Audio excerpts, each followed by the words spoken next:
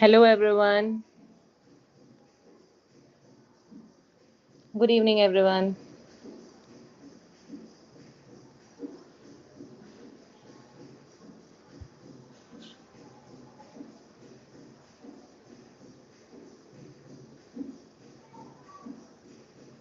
Good evening Prachi.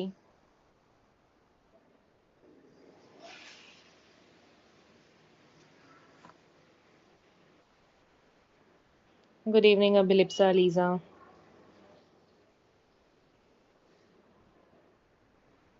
Evolution chapter पढ़ लिया ये बताओ। इवोल्यूशन चैप्टर पढ़ के देखा, क्वेश्चंस करे उसके सॉल्व।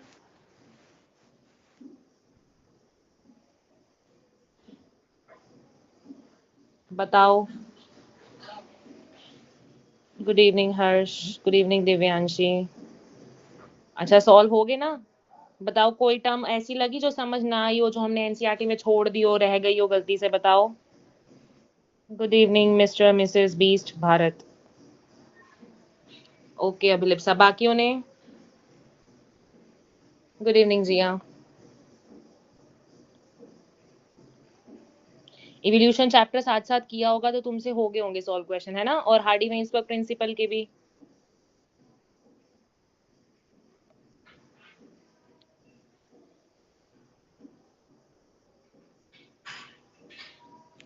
गुड इवनिंग डोरमी। आज हम नया चैप्टर, नई यूनिट स्टार्ट कर रहे हैं। लास्ट यूनिट होने वाली है हमारी ये। ठीक है, इकोलॉजी वाली सिलेबस सारा कंप्लीट हो गया हमारा, सिर्फ इकोलॉजी वाली यूनिट रह गई। ठीक है चलो। देखो पर्सनल मेंटोरशिप जिसने लेनी है वो ले सकते हैं। ठीक है, आपको यहाँ पे क्या क्या चीजें मिलती हैं सबको पता होगा। डेली टारगेट्स आपको मिलते हैं, 1-to-1 इंटरेक्शन आपको मेंटोर के साथ मिलती है, एनसीईआरटी बेस्ड डीपीपीज मिलती हैं, फुल सिलेबस टेस्ट मिलते हैं, सब कुछ यहाँ पे मिलता है। लेकिन इसका प्राइस अब 5000 रुपीज है। ठीक है, तो जिसको लेना हो वो पर्सनल मेंटोरशिप ले सकता है। ठीक है चलो। ऑर्गेनिज्म एंड पॉपुलेशन हम चैप्टर स्टार्ट करेंगे। ठीक है जी हाँ, गाना। मैंने बोला था अगर ज्यादा कमेंट्स होंगे तब सुनाऊंगी। ज्यादा कमेंट्स तो किए नहीं तुमने।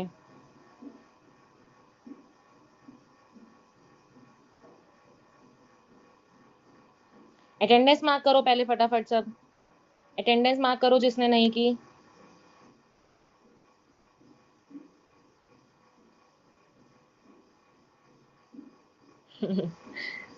ठीक है जिया। आज फिर कमेंट कर, जितने आए हैं ना, फिर 11 के 11 भी उतने कमेंट करके चले जाना, फिर नेक्स्ट पार्ट 2 में पक्का। ठीक है, पार्ट 2 में पक्का। चलो ठीक है, कर दी अटेंडेंस मार्क्स सबने, गुड। चलो, ऑर्गेनिज्म एंड पॉपुलेशन स्टार्ट कर रहे हैं। ठीक है, इसमें मैक्सिमम बोल सकती हूँ 3 लेक्चर मैक्सिमम लग सकते हैं, वैसे 2 में इसको कंप्लीट करने का ट्राई करेंगे। ठीक है, उसके बाद बायोडाइवर्सिटी वो 1 शॉट में भी हो सकता है, 2 लेक्चर्स भी हो सकता है, मतलब बिल्कुल सिलेबस अबाउट टू एंड है बिल्कुल हमारा। ठीक है चलो देखो, पहले तो देखते हैं हमारी यूनिट कहाँ से। हमारी यूनिट का नाम क्या है? इकोलॉजी। ठीक है, हमारी यूनिट का नाम है इकोलॉजी। और डीपीपी सब सॉल्व कर कोई नहीं करता मेरे ख्याल से। मैं टेलीग्राम पे बोलती हूँ सेंड करना, शॉर्ट नोट्स मैंने बोले तो इवोल्यूशन के किसी ने सेंड नहीं करे।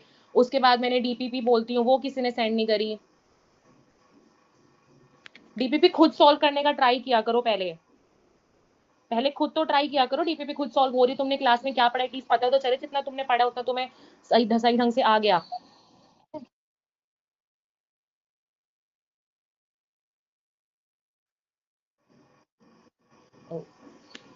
ओके,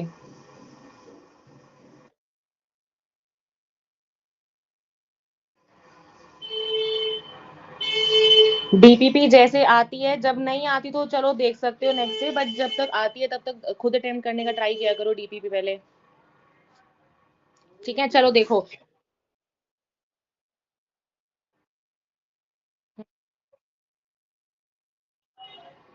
प्राची डीपीपी, हाँ प्राची आज सारी डीपीपी अपलोड हो जाएंगी। ठीक है, फिजिक्स केमिस्ट्री बायो जितनी भी रहती है ना, आज सारी हो जाएंगी। ठीक है, हाँ जी हाँ, आज हो जाएगी, आज हो जाएगी। ठीक है, आज हो जाएगी। एक बार दोबारा ट्राई कर लेना डीपीपी को। ठीक है, जिन्होंने लेक्चर देख लिया था डीपीपी वाला, एक बार फिर दोबारा भी सॉल्व करके देखना डीपीपी। ठीक है चलो फटाफट से देखो, शुरू करते हैं। इकोलॉजी क्या है? जैसे बायोलॉजी हम पढ़ते हैं, ठीक है, लॉजी का मतलब होता है स्टडी, जैसे हम वहां पे क्या पढ़ते हैं, लिविंग ऑर्गेनिजम्स की स्टडी करते हैं। ठीक है, ठीक है प्राची कोई बात नहीं, जितनी कर लिया कर लिया, अब जो आएंगी ना उनको साथ साथ करना। ठीक है चलो इकोलॉजी क्या होता है हमारा, ये इसमें हम बेसिकली स्टडी करते हैं, जैसे बायोलॉजी में स्टडी करते हैं इकोलॉजी में भी हम स्टडी करते हैं, लेकिन यहाँ पे हम किन की स्टडी करते हैं, यहाँ पे हम स्टडी करते हैं study of interactions among organism and between organism and it's physical environment. इसका मतलब क्या है, जैसे कि चैट सेक्शन में भी जिया है, प्राची है, उसके बाद ये मिस्टर बीस्ट आए हैं आज, अभिलिप्सा है, भावना, डोरमी, अलीजा, ये सब जितने भी हैं, जैसे तुम अपने आप में इंटरेक्शन कर रहे हो, ठीक है, बीच बीच में कभी खुद भी बातें तुम स्टार्ट कर देते होगे, है ना, तो तुम्हारे खुद के बीच में इंटरेक्शन, ठीक है, ये तो मतलब हो गया study of interaction among organism, तुम्हारे बीच में कोई इंटरेक्शन हो रहा है तो उसको हम इकोलॉजी बोल सकते हैं। सेकंड चीज बिटवीन ऑर्गेनिज्म, जैसे मान लो मैंने बोला तुम मेरे से इंटरेक्शन कर रहे हो। थर्ड चीज आगे जैसे कि फिजिकल एनवायरमेंट, जैसे कि मान लो गर्मी लगी तो तुमने फैन ऑन कर दिया, तो तुमने एनवायरमेंट के साथ वहां पे क्या करा, अपने आप को अडेप्ट करा, एनवायरमेंट के साथ तुमने क्या करा, अपने आप को इंटरैक्ट करा। सिमिलरली तुम कहीं लाइक पार्क वगैरह में गए, तुमने कोई ट्री देखा जहाँ पे कोई मैंगोज वगैरह जो भी है, तुमने एनवायरमेंट के साथ तुमने वहां से मैंगोज वगैरह तोड़ लिए, तो वो भी एक तरह से क्या है, तुमने इंटरेक्शन दिखाई अपनी एनवायरमेंट के साथ। तो जहां भी चीजें हम इंटरेक्शन, जब भी हम किन्हीं ऑर्गेनिजम्स के बीच में, ठीक है, खुद में तुम दिखा रहे हो, मुझसे दिखा रहे हो, बाकी ऑर्गेनिज्म से दिखा रहे हो, किसी और स्पीशीज से इवन दिखा रहे हो, या फिर किसी अपने फिजिकल एनवायरमेंट से दिखा रहे हो, उस पूरे टर्म को हम कहते हैं इकोलॉजी, ठीक है। लॉजी का मतलब स्टडी, और जहां पे हम इन चीजों के बारे में स्टडी करते हैं उसका नाम होता है हमारे पास इकोलॉजी, ठीक है। इतना समझ में आई इकोलॉजी की डेफिनेशन? बताओ क्लियर हुई? थम्स अप दो फटाफट से।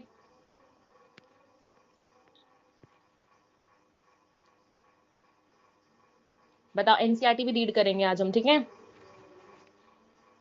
ठीक है। इसी तरीके, ठीक है प्राची, हर्ष, ठीक है। देखो इसी तरीके से ना, ऐसे आपकी एनसीईआरटी में फर्स्ट पेज पे लिख रखा है कि जो बुलबुल होती है वो क्यों सिंगिंग करती है, या फिर जो नाइट ब्लूमिंग फ्लावर्स होते हैं वो नाइट में व्हाइट की हो जाते हैं, मतलब इन रीजन के बेसिकली जो मेन रीजन इनके हम निकाल के आते हैं ना, वो आते हैं कि बेसिकली ये जो होते हैं ना अपने एनवायरमेंट से इंटरेक्ट करते हैं। जैसे बुलबुल सॉन्ग गाती है तो किस लिए गाती है, अपने मेट को लाइक बुलाने के लिए, है ना। तो इस तरीके से जो है ना लाइक अपने एनवायरमेंट से इंटरेक्ट करने का तरीका माना जाता है इकोलॉजी, और इसी इकोलॉजी में जो आपको स्टार्टिंग ऑफ द पेज में क्वेश्चन दे रखे हैं ना, वो उन्हीं सबका आंसर जो है वो इकोलॉजी का ही जाएगा, ठीक है। फिर इंपॉर्टेंट क्वेश्चन आते हैं father of ecology in India. Although ये एनसीईआरटी के आपके उसमें टेक्स्ट में नहीं दे रखा, लेकिन ना स्टार्टिंग अगर आप यहाँ पे देखते हो, ये देखो स्टार्टिंग अगर आप यहाँ पे पढ़ते होगे, चैप्टर बिल्कुल स्टार्ट होता है तो वहां पे कुछ ऐसे साइंटिस्ट के नाम आते हैं। क्लास 11th में तो देखो तुमको ये शायद प्राजिता तुमको पढ़ा रही होगी, साइंटिस्ट जरूर 11th में तो कर लेना, ठीक है। 12th में सिर्फ यही वाला चैप्टर आता है जहां से तुम्हें नाम पता होना चाहिए फादर ऑफ इकोलॉजी कौन है, बाकी आगे हम इकोसिस्टम में चीजें पढ़ेंगे, ठीक है। तो यहाँ से क्वेश्चन आता है कि डीओ जो हमारे पास रामदेव मिश्रा है उसको फादर ऑफ इकोलॉजी माना जाता है इंडिया के अंदर। बाकी कुछ इतना पढ़ने की जरूरत नहीं है, मेन जो चीज बता रही हूँ वो यही है कि रामदेव मिश्रा को माना जाता है हमारे पास father of ecology in India, जिन्होंने इकोलॉजी के बारे में ब्रीफ में स्टडी किया था, सारी चीजों को इन्वेंट किया था। तो फादर ऑफ इकोलॉजी कौन है, फटाफट से कमेंट्स में लिखो, इंपॉर्टेंट क्वेश्चन है बट टेक्स्ट में गिवन नहीं है, फटाफट से लिखो। उसके बाद देखते हैं हम यहाँ पे see levels of biological organization. अब देखो हम like day to day language अभी तुम भी खुद अपनी इंग्लिश वोकैबुलरी में भी यूज करते होगे, ऑर्गेनिज्म है, ये पॉपुलेशन है, या इकोसिस्टम बना, यहाँ पे एक बायोस्फीयर रिजर्व है, तो हम मतलब ना एक ऐसी simple terms day to day life में भी यूज करते रहते हैं, लेकिन उसका एक्चुअल मतलब क्या होता है वो हम अब देखेंगे कि हम यहाँ पे ना कुछ लेवल्स डिस्कस करेंगे कि बायोलॉजिकल ऑर्गेनाइजेशन, कि हम जो ऑर्गेनिजम्स बने हुए हैं वो किस लेवल पे आके बने हुए हैं। जैसे तुम पढ़ते हो सेल से टिश्यू बनता है, टिश्यू से ऑर्गन बनता है, ऑर्गन से ऑर्गन सिस्टम बनता है, ऑर्गन सिस्टम से तुम्हारी पूरी बॉडी बनती है। इसी तरीके से हम एक अपना बायोलॉजिकल ऑर्गेनाइजेशन पूरा जो है हम अपने लेवल्स यहाँ भी पढ़ते हैं इकोलॉजी वाले चैप्टर में, ठीक है, ठीक है। प्राची, जिया, भावना, गुड, ठीक है। चलो अब देखो सबसे पहले आता है ऑर्गेनिज्म, फर्स्ट लेवल आता है हमारे पास ऑर्गेनिज्म, ठीक है। आपके एनसीईआरटी में 4 लेवल दे रखे हैं, ठीक है, लेकिन अभी हम यहाँ पे 7 लेवल्स में इसको ब्रीफ में डिस्कस करने वाले हैं, ठीक है। पहला लेवल देखो ऑर्गेनिज्म, जैसे मान लो मैंने बोला जिया, भावना, ये एक ऑर्गेनिज्म है, मैं काजल एक ऑर्गेनिज्म हूँ, ठीक है। जब हम एक इंडिविजुअल की बात करते हैं तो उसको हम कहते हैं स्पेसिफिक अपना एक ऑर्गेनिज्म है,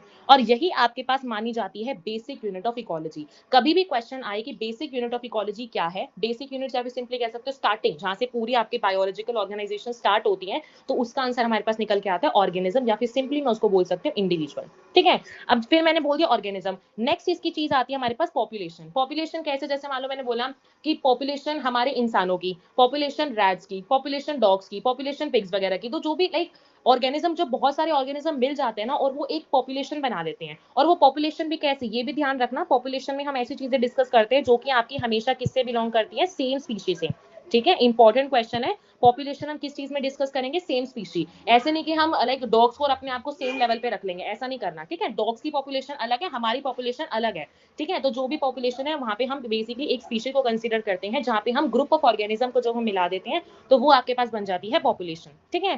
फिर नेक्स्ट चीज आती है हमारे पास कम्युनिटी। कम्युनिटीज क्या होती है, फिर असेंबलेज ऑफ पॉपुलेशन, जहां पे आपके पास पॉपुलेशन जब बहुत ज्यादा मिल जाती है तो हम उसको यहाँ पे ना एक चीज ये है, जैसे ऊपर मैंने आपको बताया यहाँ पे आप सेम स्पीशी को ही कंसिडर करके चलोगे, लेकिन कम्युनिटी में आप डिफरेंट स्पीशीज को भी एक साथ लेके चल सकते हो। जैसे कि मान लो मैंने बोला कि ग्रुप ऑफ डॉग या population of dogs, population of humans, population of rats, तो ये सब सबकी पॉपुलेशन जब मिल जाती है ना, तब हम उसको एक नाम दे देते हैं, कम्युनिटी बन चुकी है। जैसे एक कम्युनिटी में बहुत सारे इंसान भी रहते हैं, ग्रुप ऑफ इंसान भी रहते हैं, ठीक है। एक ही कम्युनिटी में group of pigs, group of dogs, group of cats, ये सब भी रहती है, ठीक है। तो जब बहुत सारी आपके जो पॉपुलेशन मिल जाती है तो वो आपके पास बना देती है कम्युनिटी, ठीक है। लेकिन आप यहाँ पे आपने ध्यान दिया होगा, मैंने आपको इकोलॉजी की डेफिनेशन में क्या बोला कि आपको अपने एनवायरमेंट के साथ भी लिंक करके चलना है, एनवायरमेंट के साथ भी इंटरैक्ट करके चलना है, लेकिन ना ऑर्गेनिज्म लेवल पे, ना पॉपुलेशन लेवल पे, ना ही कम्युनिटी लेवल पे अभी तक हमने एनवायरमेंट का रोल तो देखा ही नहीं। तो एनवायरमेंट का रोल हमारा स्टार्ट होता है आपके फोर्थ लेवल से, जिसका नाम होता है हमारे पास इकोसिस्टम। इकोसिस्टम हमारा नेक्स्ट चैप्टर पूरा डिटेल में, चैप्टर का नाम ही इकोसिस्टम है, वहां पे हम अच्छे से करेंगे, ठीक है। तो इकोसिस्टम क्या होता है, पहली बात तो इकोसिस्टम होता है सेल्फ रेगुलेटेड सिस्टम। कैसे सेल्फ रेगुलेटेड, क्योंकि देखो हमने इकोसिस्टम में एनवायरमेंट का रोल भी ले लिया। अगर मान लो मैंने एनवायरमेंट का रोल ले लिया, फॉर एन एग्जांपल आपका प्लांट है, अभी हम नेक्स्ट चैप्टर में ना वहाँ पे हम एक पोंड का अपना वो चीज पढ़ेंगे, पोंड के पास सारी चीजें होती है, लाइक वहाँ पे सन की रेज वगैरह भी आती है, उससे भी अपना वो खाना वाना प्रिपेयर कर लेते हैं। फिर हम देखेंगे वहाँ पे डिकम्पोजेज प्रेजेंट होते हैं, लाइक एक पूरा सेल्फ रेगुलेटेड, खुद ही आपका सारा मैकेनिज्म जो है एक सिंपल एक वाटर बॉडी के अंदर चल जाता है। नेक्स्ट चैप्टर में इसको पढ़ेंगे, ठीक है। तो जो इकोसिस्टम होता है इसको क्या बोलते हैं, सेल्फ रेगुलेटेड सिस्टम बोलते हैं, जिसमें आपके पास बायोटिक और एबायोटिक कंपोनेंट्स दोनों आते हैं। बायोटिक कौन से आ सकते हैं, जैसे कि बायोटिक में एग्जांपल आपका हो गया प्रीडेटर्स, प्रीडेटर समझते हो ना, जो दूसरा एक ऑर्गेनिज्म छोटे वाले को जो खाता है। पैरासाइट्स हो सकते हैं जो कि आपके बॉडी वगैरह पे फीड करते हैं, साथ साथ आपके प्लांट्स हो सकते हैं, एनिमल्स हो सकते हैं। ये हो गया मेरे पास बायोटिक एग्जांपल। और एबायोटिक एग्जांपल जैसे कि सॉइल, वुड, ये सब जो हो गया आपके किसके होते हैं एग्जांपल, एबायोटिक के। फॉर एन एग्जांपल जैसे मान लो मैं बोलूं आपके पास ये ट्री है, ठीक है, इस ट्री को एक एनिमल ने खाया, ट्री के वो आपके ट्री के किसी पत्ती को किसी एनिमल ने खाया, ठीक है। उसके बाद मान लो, और ये आपके पास ट्री यहाँ पे बहुत सारा मान लो सॉइल वगैरह है, यहाँ पे क्या हुआ, जैसे मान लो एनिमल मरा, इसने अपनी लाइफ पहली बात तो स्टार्ट कहाँ पे करी, एनिमल ने खाना खाया। खाना कैसे खाया, क्योंकि यहाँ पे सॉइल वगैरह प्रेजेंट था, उस सॉइल की हेल्प वगैरह से प्लांट ने न्यूट्रिशन वगैरह लिया और उसने फोटोसिंथेसिस करके हमारे लिए फूड बनाया। तो हम सिंपली कह सकते हैं एनिमल जो है अपनी लाइफ जो है स्टार्ट भी एक सॉइल से कर रहा है, और एनिमल जब मर जाएगा, ठीक है, एनिमल जब मर जाएगा उस पर जो डिकम्पोजर्स उस पर आके फीड करेंगे, नेक्स्ट चैप्टर में पूरा डिटेल में आएगा, डिकम्पोजर जब उस पर फीड करेंगे, बाद में आपके एनिमल्स भी सॉइल में आके जब कहते हैं ना दफना दिया जाता है कभी कभी मिट्टी वगैरह में, तो एट द एंड में बोलूं लाइफ एनिमल ने या डिकम्पोजर ने स्टार्ट भी अपनी सॉइल से करी और एंड भी उसने कहाँ पे अपनी सॉइल पे आके अपनी लाइफ को एंड किया। तो इसी तरीके से हम कह सकते हैं कि इकोसिस्टम एक इंपॉर्टेंट यूनिट है, वो हम वैसे भी नेक्स्ट चैप्टर में करने वाले हैं, ठीक है। उसके बाद आती है आपकी नेक्स्ट यूनिट लैंडस्केप। जब मैं बहुत सारे अपने इकोसिस्टम की एक बाउंड्री क्रिएट कर दूं, जैसे कि मान लो मैंने बोला इकोसिस्टम नेक्स्ट चैप्टर में पढ़ेंगे, जैसे टेरेस्ट्रियल इकोसिस्टम हो गया, एक वाटर इकोसिस्टम होता है जहाँ पे हम पानी वगैरह पोंड वगैरह की बात करते हैं, एस्चुरीज वगैरह की बात करते हैं। जब हम उनकी एक स्पेसिफिक बाउंड्री बना देते हैं ना, तो हमारे पास बन जाता है लैंडस्केप, ठीक है। नेक्स्ट चीज आती है हमारे पास बायोम। वेरी इंपॉर्टेंट चीज, अब ये एनसीईआरटी में गिवन नहीं है, लेकिन बायोलॉजिकल ऑर्गेनाइजेशन से क्वेश्चन आ सकता है, आया भी हुआ है पीवाईक्यू में, ठीक है। देखो फिर आता है हमारे पास बायोम। बायोम क्या होता है, जैसे कि मान लो मेरे पास कोई एरिया है, ठीक है, जैसे मान लो आपको पता होगा पोलर बियर, वो जो है पोलर बियर हमेशा हमारे कहाँ रहते हैं, कोल्ड एरियाज में रहते हैं, वो गर्मी वाले एरियाज में रह ही नहीं सकते। तो दैट मीन्स मैं कह सकती हूँ ना कि जहां मान लो वो माउंटेन्स वगैरह पे रह रहे हैं, तो उनके लिए वहां पे स्पेसिफिक कंडीशंस ऑलरेडी है, ठीक है। तो बायोम क्या होता है, आपके पास एक ऐसा एरिया जो कि बेसिकली स्पेसिफिक है, जहाँ पे उसका टेम्परेचर, स्नोफॉल वगैरह सब कुछ बिल्कुल वहाँ पे स्पेसिफिक है, और वहाँ पे स्पेसिफिक तरह के ऑर्गेनिज्म ही रह सकते हैं, ठीक है। जैसे मान लो मैं कहूँ माउंटेन में जाके मैं इतने सालों तक रह लूँ, नहीं हो सकती ना वो चीज, लेकिन जो पोलर बियर्स है वो तो आसानी से रह जाएंगे। तो स्पेसिफिक कंडीशंस में स्पेसिफिक ऑर्गेनिज्म जहाँ रहते हैं उसको हम कहते हैं बायोम, ठीक है। लास्ट चीज आती है हमारे पास बायोस्फीयर। जब बहुत सारे बायोम, चाहे वो एक्वेटिक हो चाहे वो टेरेस्ट्रियल हो, जब बहुत सारे बायोम मिल जाते हैं, फिर वो मेरे पास बना लेते हैं पूरा का पूरा बायोस्फीयर, ठीक है। तो इस तरीके से हमारी जो है 7 यहाँ पे ऑर्गेनाइजेशन हमारी चलती है। ऑर्गेनिज्म चलता है, organism group of organism is a population, group of population is known as a community, community से फिर आपका इकोसिस्टम बनेगा, इकोसिस्टम से लैंडस्केप, लैंडस्केप से बायोम, एंड लास्ट में आपका बायोस्फीयर। समझ में आया, ठीक है। अब बात आती है कि एनसीईआरटी में दे रखे हैं 4 लेवल ऑफ बायोलॉजिकल ऑर्गेनाइजेशन, ठीक है। अगर आपको पूछा जाए ना कि मोस्ट इंपॉर्टेंट बायोलॉजिकल ऑर्गेनाइजेशन कौन से हैं, तो आपको वहां पे क्या आंसर देना है, पहला आपको यहाँ पे आंसर देना होगा ऑर्गेनिज्म वाला। सेकंड देखो पहली चीज ये होती है, सेकंड पॉपुलेशन आता है, थर्ड आपके पास कम्युनिटी आती है, फोर्थ आपके पास बायोम आता है, ठीक है। कैसे लर्न कर सकते हो इसको, ओपीसीबी से लर्न कर सकते हो। ऑर्गेनिज्म, पॉपुलेशन, कम्युनिटी और बायोम, जो आपका बायोम होता है, ये आपके पास main level of biological organisation को कॉन्स्टिट्यूट करते हैं। इंपॉर्टेंट क्वेश्चन है, क्लियर हो गया? थम्स अप दो फटाफट से, जिसने अटेंडेंस मार्क नहीं करी अटेंडेंस मार्क करो। समझ में आ गए 7 लेवल्स ऑफ बायोलॉजिकल ऑर्गेनाइजेशन। हम बोलते तो ऑर्गेनिज्म है, पॉपुलेशन, लेकिन हमें पता नहीं। अब ये चीज इंपॉर्टेंट है कि पॉपुलेशन भी वो होती है जहां पे आपकी सेम स्पीशीज पहली बात तो होगी, और जो आपस में ब्रीड कर सकते हैं, जो आपस में इंटरब्रीड कर सकते हैं, उनको हम पॉपुलेशन बोलते हैं। ठीक है, प्राची, जिया, हर्ष, इनको ही क्लियर हुआ है? बाकी सब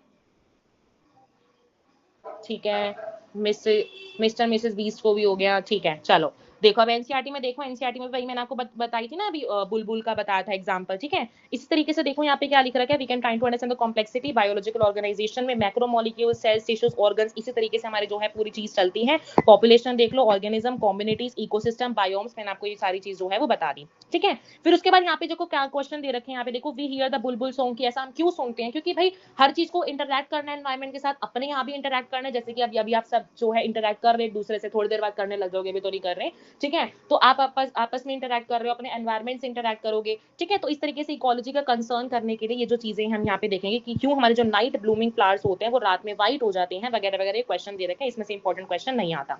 ठीक है, फिर ये देखो क्या है, मैंने आपको इकोलॉजी की डेफिनेशन बताई। इकोलॉजी एक ऐसा सब्जेक्ट है जहां पे हम इंटरैक्शन पढ़ते हो अमंग ऑर्गेनिज्म के बीच में, बिटवीन ऑर्गेनिज्म के बीच में, और फिजिकल या फिर मैं बोलूं एबायोटिक एनवायरमेंट। जैसे मैंने आम का एग्जांपल दिया था, मैंगो का दिया था, वो एबायोटिक नॉन लिविंग चीज है, तो उसके साथ भी जब अपनी इंटरैक्शन दिखाते हो वो आपके पास बन जाएगी इकोलॉजी की डेफिनेशन। ठीक है, अब इकोलॉजी आपके पास 4 लेवल ऑफ बायोलॉजिकल ऑर्गेनाइजेशन से कंसर्न होती है। मैंने एनसीईआरटी में बताया, आपको 4 ही याद करने हैं, वो आपको मैंने एक्स्ट्रा बताया था, organism, population, communities and biome, that's it. ठीक है, क्लियर हो गया ये सब? चलो अब बात आती है हमारे पास ऑर्गेनिज्म एंड इट्स एनवायरनमेंट की। ठीक है, ये देखो यहाँ कह रहे हैं ecology at an organism level is essentially physiological ecology. ये लाइन बहुत ज्यादा इंपॉर्टेंट है, इसमें से क्वेश्चन आया भी है, लास्ट में क्वेश्चन लाई भी हुई यही वाला सेम। ठीक है, कह रहे हैं इकोलॉजी अगर हम किसी ऑर्गेनिज्मिक लेवल पे देखें, अगर हम एक इंडिविजुअल लेवल पे देखें, तो हमारी जो इकोलॉजी है वो एक फिजियोलॉजिकल इकोलॉजी है। फिजियोलॉजिकल इकोलॉजी कैसे? जैसे कि फिजियोलॉजी का मतलब क्या होता है, देखो जो भी तुम्हारे अंदर, जो भी तुम्हारे फ्लूइड्स वगैरह है, जो भी तुम्हारा मेटाबॉलिज्म वर्क हो रहा है, जितनी भी चीजें तुम्हारे अंदर बॉडी के अंदर हो रही है ना, वो सारी हमारी चीज आती है फिजियोलॉजी। तुम एमबीबीएस में जाओगे, फिजियोलॉजी का अपना सेपरेट सब्जेक्ट भी आएगा वहां पे। ठीक है, तो फिजियोलॉजी में क्या पढ़ते हैं, जो भी हमारी बॉडी के अंदर चीजें हो रही हैं, जो भी मशीनरी वगैरह चल रही है, वो सब आती है आपकी फिजियोलॉजी में। और हम जो है ना अपनी, अगर हम किसी इंडिविजुअल लेवल पे देखें, तो हम यहाँ पे डिस्कस करते हैं सिर्फ फिजियोलॉजिकल इकोलॉजी के बारे में। जैसे कि मान लो आपको गर्मी लगी, आपको गर्मी लगी, पसीना आया, ठीक है, ठंड लगी, आप शिवरिंग करी आपने, तो सारा का सारा आपका काम अंदर हुआ ना। अगर मैं एक अपने इंडिविजुअल लेवल पे देखूं, तो सारा का सारा काम मेरे अंदर हो रहा है फिजियोलॉजिकल लेवल पे। इसलिए ये लाइन लिख रखी है कि इकोलॉजी को अगर मैं ऑर्गेनिज्मिक लेवल पे देखूं, तो वो एक फिजियोलॉजिकल इकोलॉजी आ जाती है। क्वेश्चन इससे आता है। ठीक है, ऑप्शन बन के आ जाएंगे, मॉर्फोलॉजिकल है, फिजियोलॉजिकल है, बिहेवियर है, या फिर अडेप्टेशन कौन सी है, ऐसे क्वेश्चन आ सकता है। ठीक है, फिर यहाँ पे देखो क्या लिख रखा है, how different organism adapt in terms of not only survival but also reproduction. कहने का मतलब ये कि इकोलॉजी में हम सिर्फ ये नहीं देखेंगे, जैसे हमने डार्विन की फिटनेस देखी थी कि वहां पे हमारा ये नहीं था कि डोले शोले है वो फिट है इंडिविजुअल, हमने वहां पे देखा था रिप्रोडक्टिव फिटनेस। इसी तरीके से इकोलॉजी में भी हम क्या देखते हैं कि किस तरह से, अभी आपका एडेप्टेशन वाला लास्ट टॉपिक में आज ही बताऊंगी, तो इसमें एक ये भी चीज आती है कि किस तरह से जो डिफरेंट ऑर्गेनिज्म है वो अपना जीने की नहीं, बल्कि अपने रिप्रोडक्शन की चीजों को भी जब कंसर्न करके चलते हैं कि एनवायरमेंट से वो लिंक कर पा रहे हैं, न सिर्फ सर्वाइवल के लिए नहीं, अपनी रिप्रोडक्शन चीजों के लिए भी, तो उस चीज को हम कहने लग जाते हैं आपके पास इकोलॉजी। ये सब कुछ डेफिनेशन दे रखी है। ठीक है, उसके बाद मेन चीज आती है, रुको, यस पहले हम ये देखते हैं, फिर उसके बाद मैं ग्राफ दिखाऊंगी। ठीक है, देखो हमारे पास मैंने आपको बायोम बताया, ऊपर मैंने आपको बायोम बताया क्या होता है, बायोम से आपका बायोस्फीयर बनता है। ठीक है, अच्छा मुझे बताओ, तुमने पढ़ा होगा तो बायोम से पहले वाली चीज बताओ क्या होती थी, बायोम से ऊपर वाली चीज बताओ फटाफट, बताओ, जो ध्यान से सुन रहे हो बताएंगे।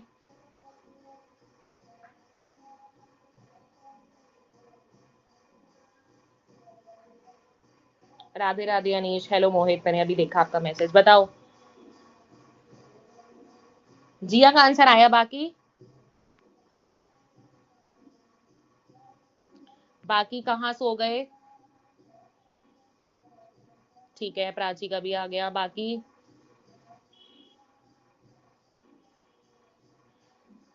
मिस्टर मिसेस बीस, कम्युनिटी कैसे? कम्युनिटी तो थर्ड था ना ओपीसी से।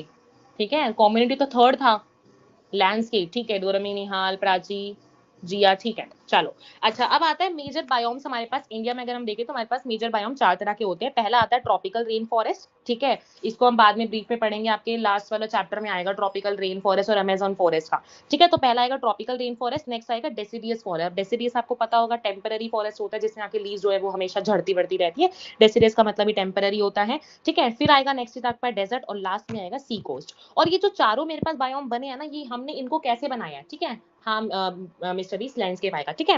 अब क्या है, हमने इन चारों को बेसिकली डिवाइड कैसे करा है कि कहाँ पे, जैसे मान लो मैंने बोलो लैंड पे हमें पता है कि वहाँ पे पानी वगैरह बहुत कम होता है, ठीक है, और मुझे पता है ट्रॉपिकल रेन फॉरेस्ट में बिल्कुल सफिशिएंट क्वांटिटी में होता है। तो based on the presence of required water, ठीक है, या फिर मैं बोलूँ प्रेसिपिटेशन में आपके पास दो चीजें आती है, स्नो भी आएगा और रेन भी आएगा। तो इनकी अवेलेबिलिटी के बेसिस पे हम यहाँ पे अपने बायोम्स को बेसिकली यहाँ पे क्या करते हैं, डिस्ट्रीब्यूट करके चलते हैं, ठीक है। ये हमने ऊपर पढ़ लिया, ये देखो वही यहाँ पे लाइन लिखी हुई है, यहाँ पे देखो कि टिल्ट। अच्छा हाँ देखो, अब आपको पता होगा सन होता है, ठीक है, अर्थ सबको पता है, अर्थ हमारी टिल्ट करती रहती है हमारे उस सन की तरफ, है ना। तो क्या होता है ना, जैसे जैसे आपकी अर्थ की टिल्टिंग वगैरह होती है अपनी ही एक्सिस पे या फिर उस किसी प्लेनेट वगैरह की सन के अराउंड, तो उस एक्सिस के रोटेशन की वजह से ना हमारे बेसिकली सीजन आते हैं। जैसे कि मान लो कभी विंटर आने वाला है, समर था, तो basically tilt of the axis की वजह से ना हमें बेसिकली बहुत ज्यादा लैंडस्केप मिलते हैं। जैसे कि मान लो कभी हमारी जो अर्थ है वो इस साइड रोटेट करके कहीं पे डेजर्ट बन जाएगा, कहीं पे पानी की अवेलेबिलिटी हो गई नहीं, ठीक है। तो वही यहाँ पे लिख रखा है कि टिल्ट ऑफ द एक्सिस के रोटेट करने की वजह से हमारे पास क्या होता है, इंटेंसिटी और ड्यूरेशन ऑफ टेम्परेचर।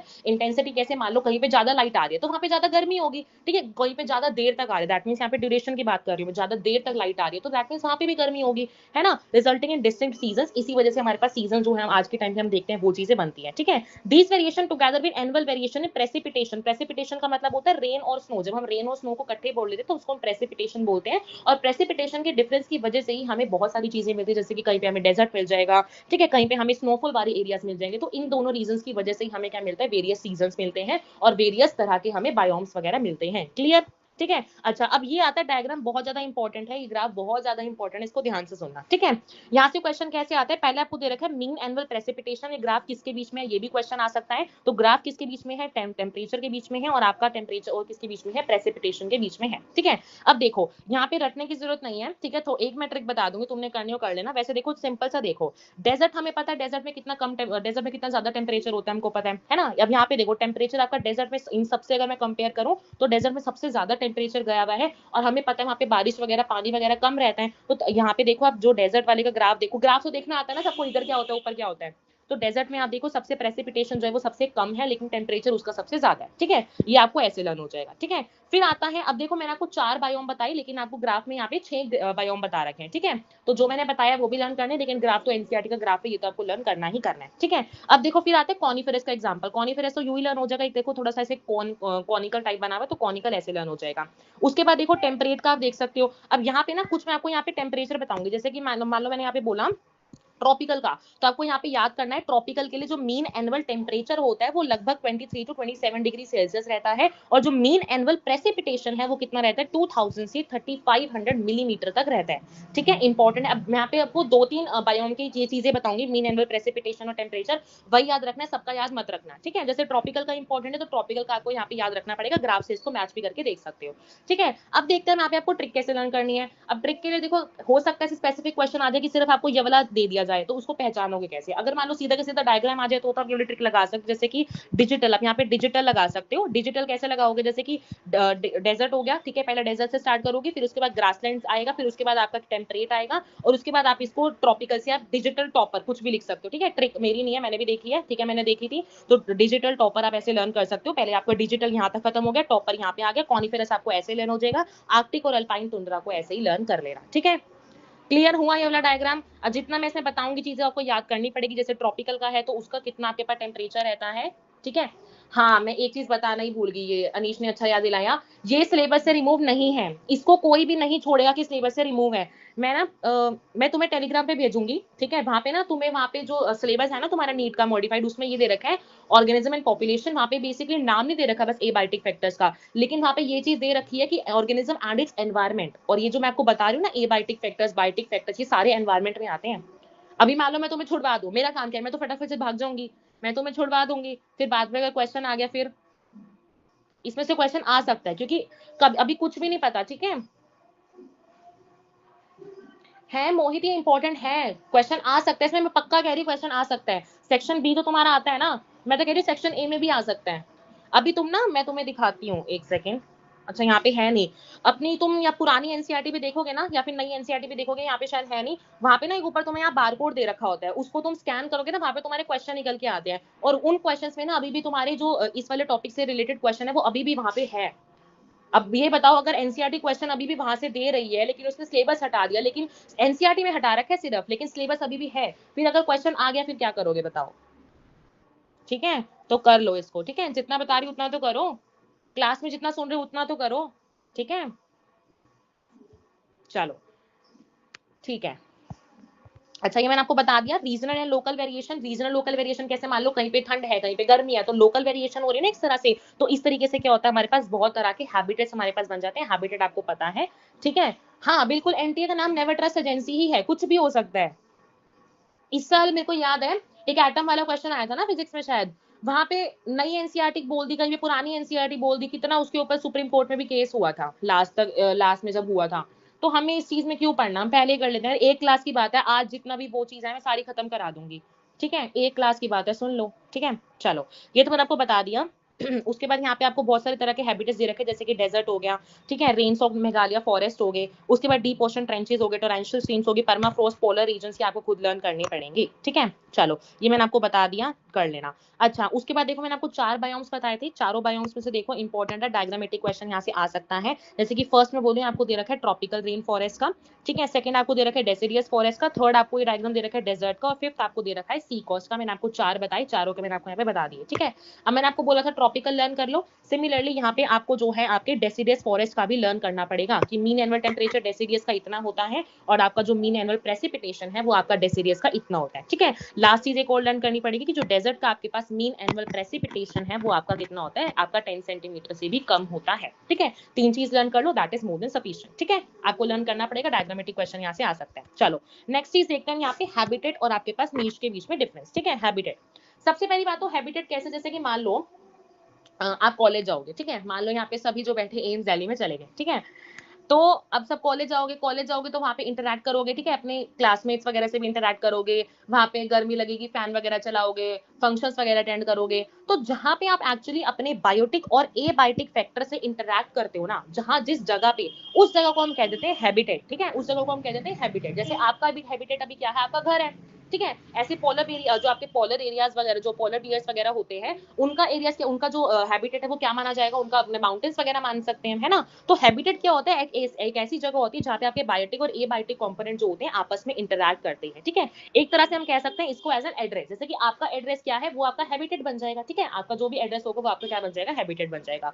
फिर सेकंड चीज आती है आपके पास नीच, ठीक है। अब इसको नीच नहीं बोलोगे, कोई भी नीचे नहीं बोलोगे, इट्स बेसिकली नीच, ठीक है। अब क्या है ना, नीच आपके पास कैसी होती है, ये बिल्कुल आपके बायोडाटा की तरह होती है। जैसे कि बायोडाटा सीवी हम जब बनाते हैं तो हम उसमें क्या लिखते हैं, हम उसमें अपना पहली बात तो अपना नाम वाम लिखेंगे, एड्रेस लिखेंगे, अब सब चीजें लिखोगे। जैसे अभी लिप्सा कहेगी कि मैं नाचती, मैं डांस करती हूँ, मैं सिंगिंग करती हूँ, मोहित बोलेगा मैं गाना मैं गिटार वगैरह बजाता हूँ। तो जो भी है, जो भी आप अपने सीवी वगैरह में, रिज्यूम वगैरह में जो भी लिखते हो, ठीक है, वो दैट मीन्स सिंपल कह सकते हो जो भी आपका रोल है वहां पे, जो भी चीज आप वहां पे लिखोगे ना, वो आपके पास बन जाता है आपके पास नीच, ठीक है। अब यहाँ पे नीच लिखने के आपके पास 3 एस्पेक्ट्स होते हैं, ठीक है, 3 एस्पेक्ट्स होते हैं। पहला एस्पेक्ट आपके पास हो सकता है स्पेशियल, दूसरा फंक्शनल, और तीसरा हो सकता है मल्टी डायमेंशनल।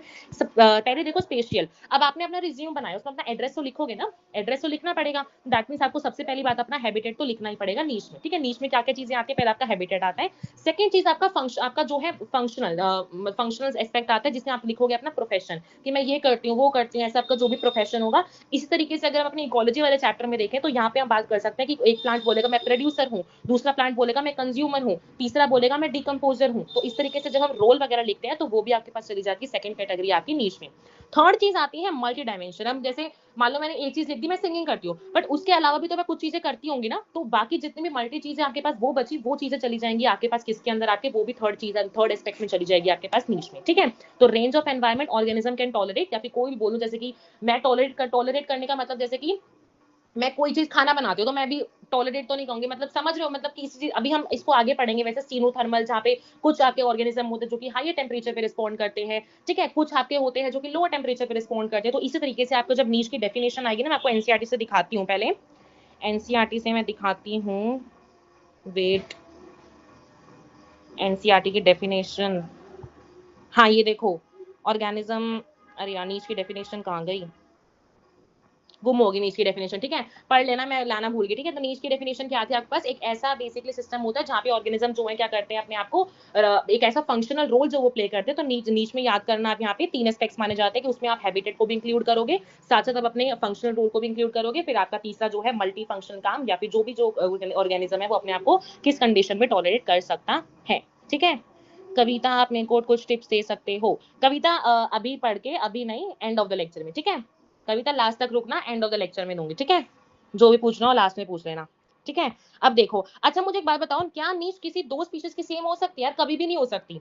जैसे कि मान लो मैं बोलूं किसी भी दो ऑर्गेनिज्म की जो नीच जो भी उनका जो भी वो रोल प्ले कर रहे हैं, जो भी उनको चीजें चाहिए, अगर उनकी मान लो कोई प्रेडेटर्स हैं, ठीक है, मान लो मैं बोलूं कोई प्रेडेटर्स है, वो सारे प्रेडेटर्स जो है मेरे पास उनका सेम रोल हो गया, या फिर मैं बोलूं जितने मेरे पास डिकम्पोजर्स हैं उनका सेम रोल हो गया, तो आपस में उनके बीच में कंपटीशन ही बढ़ जाएगा, वो आपस में लड़ने लग जाएंगे खाने वगैरह के लिए, खुद ही लड़ मरेंगे, है ना। तो हम यहाँ पे कह सकते हैं कि नीच जो है आपके किन्हीं भी दो स्पीशीज के लिए कभी भी सेम नहीं हो सकता, क्योंकि अगर मेरे पास नीच सेम हो गया तो कंपटीशन बढ़ जाएगा, कंपटीशन बढ़ेगा तो आपके पास जो आपका सुपीरियर वाला तो चलो जी लेगा, जो अच्छा वाला है वो तो जी लेगा, लेकिन जो इंफीरियर है, जो कि नहीं जी पाया, वो मर जाएगा, जिसकी वजह से आपकी डाइवर्सिटी जो है वो कम हो जाएगी। इसलिए यहाँ पे क्वेश्चन आ सकता है कि क्या नीच जो होती है वो किन्हीं दो ऑर्गेनिज्म के लिए सेम हो सकती है, तो आपका आंसर वहां पे होगा नो नो नो, ठीक है।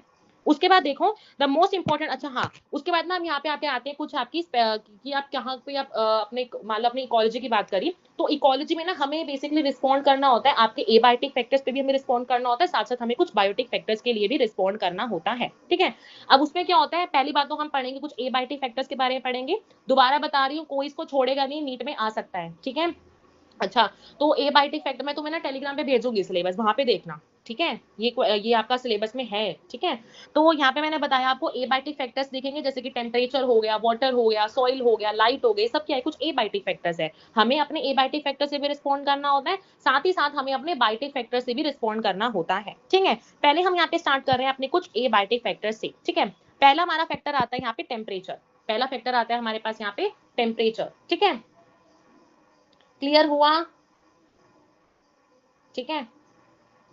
नीच बता चलो मैं नीच बता देती हूँ, वेट वेट वेट, चलो देखो नीच के आपके पास, देखो मैंने आपको बताया ये बिल्कुल आपके बायोडाटा की तरह है, ठीक है। अब कोई बच्चा चलो मुझे बायोडाटा लिख के दे दो, जैसे बायोडाटा मैंने बोला मेरा नाम ये है, मेरी एज इतनी है, मैं ये करती हूँ वो करती हूँ, मेरी इतनी क्वालिटीज है, जब भी हम रिज्यूम वगैरह बनाते हैं तो नीच में सारी चीजें वही आएंगी जो जो चीजें आपको अपने जो भी आप चीजें लाइक बायोडाटा में लिखते हो, बायोडाटा में अपना एड्रेस भी डालोगे, ठीक है। एड्रेस मैंने बताया वो आपका हैबिटेट की तरह होता है, दैट मीन्स पहली बात आपको यहाँ से लर्न हो जानी चाहिए कि मेरे को हैबिटेट भी अपना इंक्लूड करना ही करना है मुझे नीच में।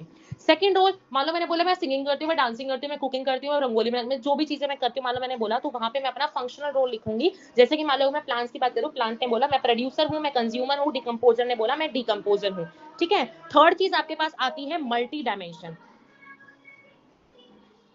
आपको शोर आया ना, सॉरी फॉर दैट, ठीक है। थर्ड चीज आती है मेरे पास मल्टी डायमेंशन, मल्टी डायमेंशन में क्या आता है, यहाँ पे आप ये चीजें पढ़ोगे कि आप बेसिकली किसी एनवायरमेंट को कैसे रिस्पॉन्ड करें, जैसे अभी ना हम यहाँ पे टेम्परेचर आपको अभी आएगा हमारा धीरे धीरे, कि जैसे कुछ ऐसे ऑर्गेनिज्म होते हैं जो कि हायर टेम्परेचर को रिस्पॉन्ड कर लेते हैं, जैसे कि मान लो मैं बोलूँ जो भी ऑर्गेनिज्म जो डेजर्ट वगैरह में रहते हैं, कुछ ऐसे होते हैं जो कि लोअर टेम्परेचर को रिस्पॉन्ड करते हैं। तो जो भी फंक्शनल रोल, जो भी हम आपकी डेफिनेशन एनसीईआरटी में लिखी हुई है कि द फंक्शनल रोल, जो भी आपके ऑर्गेनिज्म जो फंक्शनल रोल प्ले करते हैं वो सभी आपकी चली जाती है नीच में, ठीक है। हैबिटेट अलग है, नीच अलग है, क्लियर?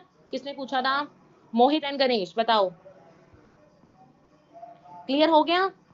चलो अब हम देखते हैं यहाँ पे टेम्परेचर, क्लियर हो गया, थम्स अप दे दो मुझे फटाफट से। देखो टेम्परेचर आपके पास क्या है, पहली बात तो अगर क्वेश्चन आए, मैंने यहाँ मार्क भी कर रखा है, temperature is the most ecologically relevant environmental factor, अगर ठीक है एनकरेज, ठीक है। अब आपके पास अगर क्वेश्चन आए ना आपके, हम चार एबायोटिक फैक्टर्स पढ़ेंगे, टेम्परेचर पढ़ेंगे, सॉइल पढ़ेंगे, पानी पढ़ेंगे, लाइट पढ़ेंगे, ठीक है, हवा पानी वगैरह ये सब चीजें हम पढ़ेंगे। अगर क्वेश्चन आए सबसे मेजर आपके पास मोस्ट रेलेवेंट फैक्टर कौन सा है, तो उसका आंसर आपके पास होना चाहिए टेम्परेचर, बहुत इंपॉर्टेंट क्वेश्चन है, दोबारा बता रही हूँ, ठीक है। अच्छा अब टेम्परेचर में देखो क्या लिख रखा है, हम सबको पता है हमारी अर्थ है, यहाँ पे हमारा इक्वेटर रहता है, हमारा जो अर्थ है वो बेसिकली इक्वेटर साइड पे ही, हमारा जो ट्रॉपिकल एरियाज पे एग्जिस्ट करता है, ऊपर ऊपर जैसे जाते रहते हैं हमारा क्या हो जाता है, पोलर एरियाज आ जाते हैं। और हमें पता है जैसे जैसे हम हाई अल्टीट्यूड पे जाएंगे हमारा टेम्परेचर वहाँ पे कम होता जाएगा, जो हमें ठंड वगैरह जो है वो ज्यादा लगने लग जाएगी, ठीक है। फिर यहाँ पे वही एग्जाम्पल दे रखा है कि डिक्रीज, जैसे ऊपर जाओगे आपका जो टेम्परेचर है वो कैसा होगा, डिक्रीज होगा जैसे जैसे आप पोल्स की तरफ जाओगे, या फिर सिंपली मैं बोलूँ जैसे आप प्लेन से लेके माउंटेन्स की तरफ जाओगे आपका जो टेम्परेचर है वो कम होता जाएगा, ठीक है। कितना टेम्परेचर हो सकता है, सब जीरो, जीरो सब जीरो, अब यहाँ पे एग्जैक्ट जीरो नहीं लिख रखा है, यहाँ लिख रखा है सब जीरो, दैट मींस माइनस से लेके लेके आपका जो टेम्परेचर है पोलर एरियाज में, माइनस से लेके जो टेम्परेचर है वो हाई अल्टीट्यूड पे 50 में 50 डिग्री सेल्सियस से भी टेम्परेचर आपका ज्यादा जा सकता है। ये जस्ट आपको एक रेंज दे रखे है कि सब जीरो, दैट मींस माइनस से लेके आपका 50 डिग्री तक आपका जो टेम्परेचर है वो जा सकता है। एग्जाम्पल दे रखे है जैसे कि ट्रॉपिकल डेजर्ट्स में अगर आप देखोगे तो वहां पे 50 डिग्री सेल्सियस से भी आपका जो टेम्परेचर है वो ज्यादा चला जाता है। एग्जाम्पल दे रखे कि कहां पे आपके 50 डिग्री सेल्सियस से ज्यादा जा सकता है, थर्मल स्प्रिंग्स वगैरह हो गए, deep sea hydrothermal vents. Hydrothermal का मतलब जो पानी के नीचे जब वहां पे गर्माहट वगैरह हो जाती है उनको हम हाइड्रोथर्मल वेंट्स कह सकते हैं, where average temperature exceed 100 degree Celsius. ठीक है, इनमें तो अगर हम देखें तो यहाँ पे आपके पास 100 डिग्री सेल्सियस से भी जो टेम्परेचर है वो इससे भी ज्यादा चला जाता है। तो क्वेश्चन यहाँ पे आ सकता है कि डीप सी आपके जो हाइड्रोथर्मल प्लांट्स या थर्मल स्प्रिंग्स होते हैं उनमें आपका टेम्परेचर कहां तक जा सकता है। ठीक है, फिर दे रखा है it is a general knowledge that mango trees do not and can not grow in temperate areas like Canada and Germany. Very important question कि कनाडा और जर्मनी में आपके जो मैंगोज है वो कभी भी नहीं ग्रो कर सकती हैं, क्यों? क्योंकि वहां पे टेम्परेचर इतना कम है। ठीक है, क्वेश्चन आ सकता है मैंगो में, जो आपका मैंगोज होते हैं वो कनाडा जर्मनी में कभी भी ग्रो नहीं कर सकते। सेकंड जो क्वेश्चन आपके पास आ सकता है वो यही है कि जो स्नो लेपर्ड्स होते हैं वो आपको कभी भी केरला फॉरेस्ट में नहीं मिलते। अब यहाँ पे आपको तीन चीजें लर्न करनी पड़ेगी कि जो मैंगो होता है वो पहली बात तो आपको temperate areas for an example Canada Germany में नहीं ग्रो कर सकता। सेकंड आपको चीज लर्न करने की जो स्नो लेपर्ड्स होते हैं आपको कभी भी केरला के फॉरेस्ट में नहीं मिल सकते। ट्यूना फिश जो होती है आपको कभी भी ट्रॉपिकल के अगर हम बियॉन्ड जाएं तो वहां भी जो चीजें हैं हमें वो नहीं मिल सकती हैं। क्यों नहीं मिल सकती? क्योंकि यहाँ पे टेम्परेचर वेरिएबल इतना ज्यादा है, टेम्परेचर उनको अपना सूटेबल टेम्परेचर मिल ही नहीं रहा है, तो वो अपने कैसे अपनी लाइफ को जिएंगे, कैसे अपने हैबिटेट में वो रह पाएंगे? इन्हीं तीनों रीजन की वजह से आपके पास जो टेम्परेचर होता है वो एक मोस्ट रेलेवेंट फैक्टर माना जाता है। क्लियर? ठीक है, अब देखो यहाँ पे ना आपके पास मैं आपको बता रही थी ना ऊपर नीच में आपने पूछा था, देखो टेम्परेचर टॉलरेंस के बेसिस पे ना हम अपने ऑर्गेनिज्म को दो चीजों में डिवाइड करते हैं। पहला हम डिवाइड करते हैं स्टीनोथर्मल ऑर्गेनिज्म, दूसरे ऑर्गेनिज्म होते हैं हमारे पास यूराइथर्मल ऑर्गेनिज्म। स्टीनोथर्मल ऑर्गेनिज्म ऐसे ऑर्गेनिजम्स होते हैं जहां पे जो ऐसे ऑर्गेनिज्म जो कि कम टेम्परेचर को रिस्पॉन्ड करते हैं, और यूराइथर्मल ऐसे होते हैं जो कि आपके हाई टेम्परेचर को रिस्पॉन्ड करते हैं। जैसे कि मान लो जो भी आपके जो ऑर्गेनिज्म वो डेजर्ट वगैरह में रहते हैं। ठीक है, स्टीनो का मतलब आप सिंपल लिख सकते हो यहाँ पे जो लो, ठीक है, जो लो टेम्परेचर को रिस्पॉन्ड करते हैं वो हो जाएंगे आपके स्टीनोथर्मल ऑर्गेनिजम्स, और जो हाई टेम्परेचर को रिस्पॉन्ड करते हैं वो हो जाएंगे आपके पास यूराइथर्मल ऑर्गेनिज्म। ठीक है, वही यहाँ पे देखो दिख रखा है, you can readily appreciate the significance of temperature you can देखो अच्छा हाँ काइनेटिक्स के बारे में लिख रखा है। हम सबको पता है हमारी बॉडी में प्रोटीन्स होते हैं जो कि बिहेव करते हैं एज एन एंजाइम की तरह, जिनको हमने नाम भी दिया था, अगर आपको याद हो तो राइबोजाइम हमने वहां पे नाम दिया था। तो हमारे जो एंजाइम्स होते हैं ना, आप बायोमोलिक्यूल्स वाले चैप्टर में पढ़ोगे, अपराजिता आपको वहां पे पढ़ाएगी, वहां पे आप एक चीज देखोगे बायोमोलिक्यूल्स में वहां पे है कि जो एंजाइम्स वगैरह होते हैं फंक्शनल लेवल, एक फंक्शनल टेम्परेचर, एक ऑप्टिमम टेम्परेचर पर ही काम करते हैं। अगर आप अपने नीचे चले जाओगे टेम्परेचर पे, अगर आप ऊपर टेम्परेचर पे चले जाओगे, दोनों ही जो है नुकसानदायक होते हैं आपके एंजाइम के, आपकी बॉडी के लिए। ठीक है, तो आपको पता है आपका अगर आपके मान लो आपकी बॉडी में एक सूटेबल टेम्परेचर नहीं है तो आपके जितनी भी अंदर मेटाबॉलिज्म चल रहा है, जितना भी आपका काइनेटिक्स चल रहा है, सब कुछ बेकार हो जाएगा और आपकी जो है अपनी अच्छी लाइफ को नहीं जी पाओगे। वही काइनेटिक्स के बारे में यहाँ पे लिखा हुआ है। फिर लिखा गया few organism can tolerate wide range of temperature, जो बड़ा टेम्परेचर करते हैं उसको हम यूराइथर्मल कहते हैं, और जो कि नैरो रेंज ऑफ टेम्परेचर को झेल सकते हैं उसको हम स्टीनोथर्मल कहते हैं। ठीक है, फिर ये लिख रखा है in recent year gradual increasing, वही लिख रखा है कि आजकल ग्लोबल वार्मिंग बढ़ रही है, कंसर्न इसके थ्रू बढ़ रहा है क्योंकि टेम्परेचर बढ़ रहा है, और टेम्परेचर बढ़ेगा तो जो एक्वेटिक लाइफ है उनको भी अफेक्ट होगा, जो आपकी टेरेस्ट्रियल लाइफ है वो भी आपके जो है अफेक्ट होंगे। ठीक है, फिर नेक्स्ट चीज आती है थर्म, आपके टेम्परेचर के अंदर थर्मो रेगुलेशन। कुछ आपके पास ऐसे ऑर्गेनिज्म होते हैं जिनको हम कहते हैं एक्टोथर्म्स, कुछ होते हैं जिनको हम एंडोथर्म्स कहते हैं। एक्टोथर्म्स को आप कोल्ड ब्लडेड एनिमल्स भी कह सकते हो या फिर आप इनको पोइकिलोथर्म्स भी कह सकते हो। इंपॉर्टेंट क्वेश्चन है, इन तीनों का नाम अच्छे से याद कर लेना। ठीक है, एक्टोथर्म्स कौन से ऑर्गेनिज्म होते हैं? ऐसे ऑर्गेनिज्म होते हैं जो कि बेसिकली होम्योस्टेसिस नहीं करते। होम्योस्टेसिस क्या होता है? जैसे कि होम्योस्टेसिस में ना आपके पास दो चीजें आती है, पहली आती है थर्मो रेगुलेशन, दूसरी आती है ऑस्मो रेगुलेशन। थर्मो रेगुलेशन जैसे मान लो मैं आपको बोलूं कि आप अपनी बॉडी का optimum temperature that is your 37 degree Celsius माना जाता है, कि अगर आप अपनी बॉडी का सूटेबल टेम्परेचर मैनेज करके रख पा रहे हो, या फिर अगर आप अपनी बॉडी के अंदर वाटर कंसंट्रेशन को बैलेंस करके रख पा रहे हो, उस चीज को हम कहते हैं होम्योस्टेसिस। जो आपके पास एक्टोथर्म्स होते हैं या फिर जो मैं बोलूं कोल्ड ब्लडेड एनिमल्स होते हैं, एनिमल किंगडम में आपने पढ़ा होगा कोल्ड ब्लडेड कौन से होते हैं, वार्म ब्लडेड कौन से होते हैं। ठीक है, और उनको पोइकिलोथर्म्स कहते हैं। ये जो होते हैं अपना बॉडी टेम्परेचर कभी भी मेंटेन नहीं कर पाते, क्यों? क्योंकि ये होम्योस्टेसिस परफॉर्म नहीं करते। ठीक है, example plants and animals, animals सभी नहीं, हम कह सकते हैं मेजॉरिटी ऑफ एनिमल्स। ठीक है, मेजॉरिटी ऑफ एनिमल्स जो होते हैं वो सारे आपके किससे बिलोंग करते हैं? एक्टोथर्म्स होते हैं, पोइकिलोथर्म्स होते हैं। सेकंड टाइप ऑफ ऑर्गेनिज्म आपके पास आते हैं एंडोथर्म या फिर वार्म ब्लडेड एनिमल्स या फिर होम्योथर्म्स। ठीक है, होम्योथर्म्स है, नाम से पता चल रहा है दैट मींस ये होम्योस्टेसिस करेंगे, अपने बॉडी टेम्परेचर को ये बिल्कुल क्या करते हैं? कांस्टेंट रख के रखते हैं। एग्जांपल आपका है इसका मैमल्स और बर्ड्स। ठीक है, एग्जांपल याद कर लेना, इसका एग्जांपल है प्लांट्स एनिमल्स, इसका एग्जांपल आपके पास मैमल्स और बर्ड्स। इंपॉर्टेंट क्वेश्चन है। ठीक है, फिर सेकंड एबायोटिक फैक्टर हमारे पास आता है वाटर, पहला हमने पढ़ लिया। ठीक है, मोस्ट रेलेवेंट इकोलॉजिकल फैक्टर था आपके पास टेम्परेचर। सेकंड मोस्ट आपके पास इंपॉर्टेंट फैक्टर आता है वाटर। इंपॉर्टेंट क्वेश्चन, सेकंड आपके पास क्या होता है? वाटर। ठीक है, cold blooded and warm blooded organism relate करते हैं क्या? रिलेट करते हैं, दैट मीन्स क्या मोहित क्या बोल रहे हो? जैसे बर्ड्स वगैरह होगी ये सब वार्म ब्लडेड है ना। बताओ, मैं तब तक वाटर बताती हूँ। देखो वाटर मैंने आपको बताया नेक्स्ट टू टेम्परेचर आपके पास जो सेकंड मोस्ट इंपॉर्टेंट फैक्टर माना जाता है वो होता है आपके पास वाटर, ठीक है, सबको पता है। अच्छा, हमने पढ़ा था इवोल्यूशन वाले चैप्टर में पढ़ा था वाटर जो हमारी जो लाइफ थी वो कहाँ पे ओरिजिनेट हुई थी, लाइफ जो थी कहाँ पे ओरिजिनेट हुई थी, और पहला ऑर्गेनिज्म कौन था, प्लांट्स थे या एनिमल्स थे जो आपके पास पहली बार इस दुनिया में आए थे?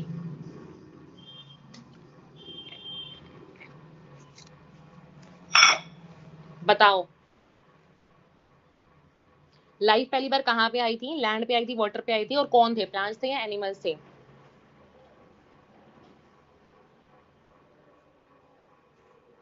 निहाल कह रहा है वाटर। बाकी अटेंडेंस मांग नहीं करी जिसने, जल्दी करो। निहाल का आंसर आया बस, बाकी अभिलिप्सा, प्राची, अनीश, डोरमी, हर्ष, रियाज कहाँ पे आज, मोहित, गणेश, अलीजा, डोरमी, वाटर। ठीक है ठीक है, पहले लाइफ आई थी हमारे पास पानी के अंदर, ठीक है। इनफैक्ट यही देखो बात यहाँ पे लिख रखी है, लाइफ जो होती है हमारे पास कहाँ पे आई थी, ओरिजिनेट हुई थी पानी के अंदर, ठीक है। और हमारी जो लाइफ है बिल्कुल अनसस्टेनेबल मानी जाती है। एक सेकेंड प्राची, वाटर में हुए थे एंड एनिमल थे। प्राची इवोल्यूशन नहीं पढ़ा, प्राची एनिमल्स आए थे पहले, अलीजा एनिमल्स आए थे पहले। लेक्चर तुम कैसे देख रहे हो, लेट के देख रहे हो ना, खड़े हो जाओ, खड़े होके देखो अब लेक्चर जिसने गलत आंसर दिया है। प्लांट में आई थी ना, मैंने बोला था पहले प्लांट आए थे, ठीक है, प्लांट आए थे क्योंकि प्लांट ने अपनी फोटोसिंथेसिस पहले परफॉर्म करके रख ली थी, तभी तो आगे एनिमल्स आएंगे ना। अगर उनके पास खाना ही अवेलेबल नहीं होगा तो एनिमल्स आगे कैसे आ जाएंगे, वो जी नहीं पाएंगे, ठीक है। जिसने गलत आंसर दिया था खड़े हो जाओ, और खड़े होकर लेक्चर देख रहे थे तो एक पैर पे खड़े हो जाओ, ठीक है। चलो यहाँ पे देखो, इट्स अवेलेबिलिटी सो लिमिटेड, सबको पता है पानी की कमी होती है हमारे पास डेजर्ट्स वगैरह के अंदर, ठीक है। हेवीली डिपेंडेंट हमारी जो लाइफ है वो पानी के ऊपर बहुत ज्यादा डिपेंड करती है, ठीक है। आपको फिर ओशन वगैरह के बारे में दिख रहा है। अच्छा, यहाँ पे बात आती है इंपॉर्टेंट फॉर एक्वेटिक एनिमल्स। अब तुम क्या सोचते हो, जो ऑर्गेनिज्म जो फिश है, फिश पानी में अच्छे से रह रही है तो हम कहेंगे कि उसको पानी की कमी नहीं है, कमी नहीं है, हम ऐसा कह सकते हैं कमी वगैरह में, ठीक है। लेकिन क्या उनको अच्छी क्वालिटी का पानी मिल रहा है, ये तो उनके लिए प्रॉब्लम होगी ना। चलो हमारे लिए चलो मान लो टेम्परेचर की प्रॉब्लम है या पानी की प्रॉब्लम हो सकती है, लाइक पानी कभी कभी नहीं आता, वो प्रॉब्लम हो सकती है। लेकिन ऐसे ऑर्गेनिज्म जो कि हमेशा पानी में रहते हैं उनके लिए भी प्रॉब्लम हो सकती है। उनके लिए क्या प्रॉब्लम हो सकती है, क्वालिटी की, पीएच की, ठीक है। देखो जैसे कि इंपॉर्टेंट, अब यहाँ से बहुत इंपॉर्टेंट चीज स्टार्ट होगी, इसको ध्यान से सुनना, ठीक है। सोल्ट कंसंट्रेशन जिसको हम सैलिनिटी की तरह मेजर करते हैं उसको हम मेजर करते हैं पीपीटी में, ठीक है। केमिस्ट्री में तुमने पढ़ा होगा अपने मॉल कंसेप्ट में पीपीएम होता है, पीपीटी होता है, ठीक है, 5/मिलियन 5/बिलियन ये सब होता है, ठीक है। अब यहाँ पे लिख रखा है आपके पास इज लेस देन, देखो अब आपके पास ये बहुत इंपॉर्टेंट क्वेश्चन यहाँ से स्टार्ट हो जाता है, ध्यान से सुनना, ठीक है। जो पीपीटी जो सैलिनिटी होती है, सैलिनिटी आपके इनलैंड वाटर के अंदर 5 से भी कम होती है, पहली चीज इंपॉर्टेंट। फिर आया 30 से लेके 35 पीपीटी, ये सब पीपीटी में है, ठीक है, ऊपर मैंने आपको बता दिया। 30 से लेके 35 तक आपके पास सी में रहता है, और 100 से भी ज्यादा आपके पास हाइपर सलाइन लगून्स में रहता है। हाइपर नाम से पता चल गया, दैट मींस यहाँ पे सबसे ज्यादा आपको जो है सैलिनिटी या सिंपली बोलूं सलाइन कंसंट्रेशन आपको यहाँ पे मिलेगी। वेरी इंपॉर्टेंट क्वेश्चन, 5 से कम आपके इनलैंड वाटर्स में, 30 से लेकर 35 तक आपके पास सी में, और 100 से भी ज्यादा आपके पास हाइपर सलाइन लगून्स में आपको क्या मिलता है, पीपीटी की टर्म्स में बताना है। पहली बात तो आंसर आपको सलाइन कॉन्सेंट्रेशन मिलती है, वेरी इंपॉर्टेंट क्वेश्चन, ठीक है। अब जिस तरह से मैंने आपको ऊपर बताया था, यहाँ पे कुछ आपको मैंने बताए थे आपको स्टीनोथर्मल ऑर्गेनिज्म बताए थे, यूनाइथर्मल बताए थे। इसी तरीके से आपके पास कुछ ऑर्गेनिज्म होते हैं जो कि स्टीनोहेलाइन होते हैं, कुछ होते हैं आपके पास यूराइलाइन। स्टीनोहेलाइन आपके पास वही चीजें हैं जो कि कम सॉल्ट कंसंट्रेशन को बियर कर सकते हैं, वो स्टीनोहेलाइन हो जाएंगे, और जो आपके पास ज्यादा कंसंट्रेशन, ज्यादा सॉल्ट कंसंट्रेशन को बियर कर सकते हैं वो हो जाएंगे आपके पास सिमिलरली आपके पास यूराइलाइन, ठीक है। थर्ड चीज आ गया आपके पास, थर्ड इंपॉर्टेंट फैक्टर आता है आपके पास लाइट, ठीक है। थर्ड फैक्टर आता है आपके पास लाइट। देखो लाइट में क्या है, सबको पता है प्लांट्स जो होते हैं फोटोसिंथेसिस करते हैं, अगर प्लांट ही फोटोसिंथेसिस नहीं करेंगे हम आज होते, हम नहीं होते। अभी मैंने उसी का क्वेश्चन पूछा था, है ना, ठीक है प्राची कोई बात नहीं, पनिशमेंट तो करनी पड़ेगी। प्राची डोरेमी दोनों ने बोला था ना, फोटो भेज देना मुझे टेलीग्राम पे अपनी पनिशमेंट पूरी करके खड़े होके, ठीक है, तो फोटोसिंथेसिस करते हैं, प्रोसेस सबको पता है, हमें लाइट चाहिए, लाइट नहीं होगी फोटोसिंथेसिस नहीं होगी, सबको पता है। ठीक है, फिर यहाँ लिख रखा है, उसके बाद देखो तुम पढ़ सकते हो, many species of small plants like herbs and shrubs. Herbs shrubs होते हैं वो छोटे छोटे होते हैं, ट्रीज के जितने नहीं होते, छोटे छोटे होते हैं, are adapted to photosynthesis optimally under very low light condition. सबको पता है छोटे छोटे होते हैं ये, तो लो लाइट कंडीशन पे ही अपनी ये चीजें मतलब इनको हाई लाइट नहीं मिलता, तो ये फोटोसिंथेसिस भी जो है कम रेट से शो करते हैं। ठीक है, फिर यहाँ लिख रखा है many plants are also dependent on sunlight to meet their photoperiodic requirement. कुछ कुछ प्लांट्स ऐसे भी होते हैं कि उनको अगर फ्लावरिंग करनी है, अगर उनको फ्लावर अगर अपने ऊपर लाना हो, तो उसके लिए भी वो अपने लाइट के ऊपर डिपेंड रहते हैं, उसके ऊपर भी वो लाइट पे डिपेंड रहते हैं। लेकिन अब बात आ गई, तुम चलो ये तो तुम यहाँ पे बोल दोगे कि चलो प्लांट्स के लिए तो चलो ठीक है कि फोटोसिंथेसिस के लिए लाइट चाहिए कि, लेकिन हमें भी तो, हम एनिमल्स को भी तो बेसिकली चाहिए ना लाइट, हमें क्यों चाहिए मैं आपको दिखाती हूँ यहाँ पे, ये देखो, ये देखो importance of light for animals. Animals के लिए भी क्या होता है, लाइट की जो होती है बहुत ज्यादा रिक्वायरमेंट होती है। कैसे, पहली बात तो मान के चलते हैं डायरेनल, ठीक है, ड्यूरेनल जो भी बोलना है, पहली रिक्वायरमेंट हो सकती है ड्यूरेनल। कैसे के हो सकते हैं, जैसे कि मान लो हमें पता है सुबह जब लाइट आती है, रोशनी, सूरज वगैरह आता है, सन निकलता है, तो हम उठ जाते हैं, ढक जाता है, तो हमारा लाइक सोने का टाइम हो जाता है। तो इस तरीके से हम बोल सकते हो जो डायरेनल इंपॉर्टेंस है, एनिमल्स के लिए भी लाइट की जो है इंपॉर्टेंस मानी जाती है। सेकंड चीज आ सकती है सीजनल। सीजनल कैसे, जैसे कि कुछ एनिमल्स ना सीजनल ड्यूरेशन एक तरह से समझ के चलना, इसमें क्या चीजें आती है, कुछ एनिमल्स आपके ऐसे होते हैं जो कि ना रिप्रोडक्शन वगैरह करने के लिए क्या करते हैं, ऐसी जगहों को प्रेफर करते हैं जहाँ पे लाइट वगैरह अच्छी चीजें अवेलेबल हो। ठीक है, कुछ कुछ एनिमल्स ऐसे भी होते हैं जो कि ना माइग्रेट कर जाते हैं, ताकि जब तक उन्हें अच्छी लाइट नहीं मिलेगी वो अपनी ब्रीडिंग वगैरह जो है अच्छे से नहीं कर पाएंगे। ठीक है, यही यहाँ लाइन लिख रखे, for many animals light is an important in that use diurnal and seasonal variation light intensity and duration, मैंने आपको ऊपर बता दिया। As use for time foraging, reproductive and migratory. Foraging का मतलब होता है एक जगह से दूसरी जगह जाना। ठीक है, availability of light on land is closely linked with that of oceans. देखो आपको पता है हम लैंड पे रह रहे हैं, हमारे ऊपर तो चलो अच्छी सी लाइट मिल रही है, लेकिन ऐसे ऑर्गेनिजम्स का क्या जो कि बिल्कुल डीप पानी में रहते हैं, जो कि बेंथिक बेंथिक जोन आपके पास पता है कौन सी होती है, जैसे कि मान लो ये बिल्कुल आपका पानी है, ऊपर आपके पास होती है लिटोरल जोन, इतनी ब्रीफ में जाने की जरूरत नहीं है, नीचे सबसे नीचे होती है आपके पास बेंथिक जोन। कौन सी होती है, बेंथिक जोन। इस बेंथिक जोन में आपके पास कुछ ऐसे एनिमल्स रहते हैं जो कि जिनको जिनको सुटेबल जो है टेम्परेचर, जिनको सुटेबल लाइट जो है वो नहीं मिल पाती। एग्जाम्पल दे रखा है कि 500 डीप ओशंस में अगर आप जाओगे तो एनवायरमेंट वहां पे अगर हम देखें तो एनवायरमेंट वहां पे बिल्कुल डार्क है, वहां पे कोई लाइट नहीं है, और इनहेबिटेंट्स जो है वहां पे एग्जिस्टेंस लाइक उनको सन के बारे में जो एनर्जी है उनके बारे में उनको कुछ बेचारों को पता ही नहीं है। ठीक है, फिर यहाँ पे लिख रहा है यूवी कंपोनेंट। हमें पता है कि हमें पता है जो हम सन होता है उससे यूवी रेज आती है। ठीक है, अब हमें तो चलो यूवी रेज मिल रही है, इंपॉर्टेंट क्वेश्चन यहाँ से ये आ सकता है कि जो पानी में रहते हैं, जो आपके पास पानी में रहते हैं, उनको कौन सी रेज मिलती है। तो यहाँ से अगर आपके पास आंसर आए तो उनका आपका आंसर वहां पे होना चाहिए इंफ्रारेड टाइप ऑफ रेज मिलती है। सिर्फ इसको याद कर लो, इंफ्रारेड टाइप ऑफ रेज जो होती है वो जो पानी में नीचे रहते हैं उनको इंफ्रारेड टाइप ऑफ रेज उनको मिलती है। ठीक है, फिर यहाँ पे देखा यूवी कंपोनेंट सबको पता है हार्मफुल होती है, ओजोन हमारे लिए अवेलेबल है, ओजोन लेयर हमारे पास बनी हुई है इस चीज के लिए, है ना। अच्छा, यहाँ पे इंपॉर्टेंट क्वेश्चन आता है, इसका आंसर तुम मुझे बताओगे। देखो, green algae, brown algae, red algae पढ़ा है प्लांट किंगडम में। ठीक है, इसको क्लोरोफाइस्टिक कहते थे, इसको आपके रोडोफाइस्टिक कहते थे, इसको आप फियोफाइस्टिक कहते थे, सबको पता है, अपना प्लांट किंगडम में पढ़ा होगा तुमने अच्छे से, है ना। अब ग्रीन एल्गी, ब्राउन एल्गी या फिर रेड एल्गी, ऐसी कौन सी टाइप ऑफ एल्गी है जो कि आपके बिल्कुल डीप ऑफ द ओशंस में ग्रो कर सकती है। इन तीनों में से ऐसी कौन सी एल्गी है, बताओ, चलो गैस ही कर दो, गैस कर दो, बताओ। अच्छा, जिया बोल रही है रेड, बाकी बताओ। इसमें नहीं दूंगी पनिशमेंट, मैं बता दो जिसको बताना है। प्राची बैठ जाओ, बैठ जाओ, मैं तो मजाक कर रही थी यार। ठीक है, चलो सबने तुक्का मारा है सबने या सोच के बोला है। ठीक है, रेड। देखो रेड में बेसिकली क्या होता है ना, हमारे पास देखो पहली बात तो ना हमारे पास जो है ना ब्लू और हमारे पास ग्रीन जो होती है ना वेवलेंथ, वही हमारे पास पहली बात तो पानी के नीचे यही दो वेवलेंथ आ सकती है, क्योंकि इनकी जो होती है ना, इनकी वेवलेंथ जो होती है वो कम होती है और इनकी एनर्जी ज्यादा होती है। ठीक है, पहली बात तो ना यही दोनों आ सकती है। और रेड एल्गी के पास एक पिगमेंट होती है, चलो पिगमेंट का नाम भी बताओ, पिगमेंट का नाम भी बताना, कौन सी पिगमेंट होती है। जो रेड एल्गी के पास जो पिगमेंट होते हैं ना, वही बेसिकली क्या कर पाती है, इन वाली जो वेवलेंथ है इनको एब्जॉर्ब कर पाती है और पानी के अंदर नीचे रह पाती है। मैंने आंसर तो बता दिया, पिगमेंट का मुझे नाम बताओ, रेड एल्गी के अंदर पिगमेंट का नाम क्या होता है। प्लांट किंगडम में पढ़ा होगा इसको अच्छे से। अच्छा, मिस्टर बीस ने तुक्का मारा था, खड़े हो जाओ।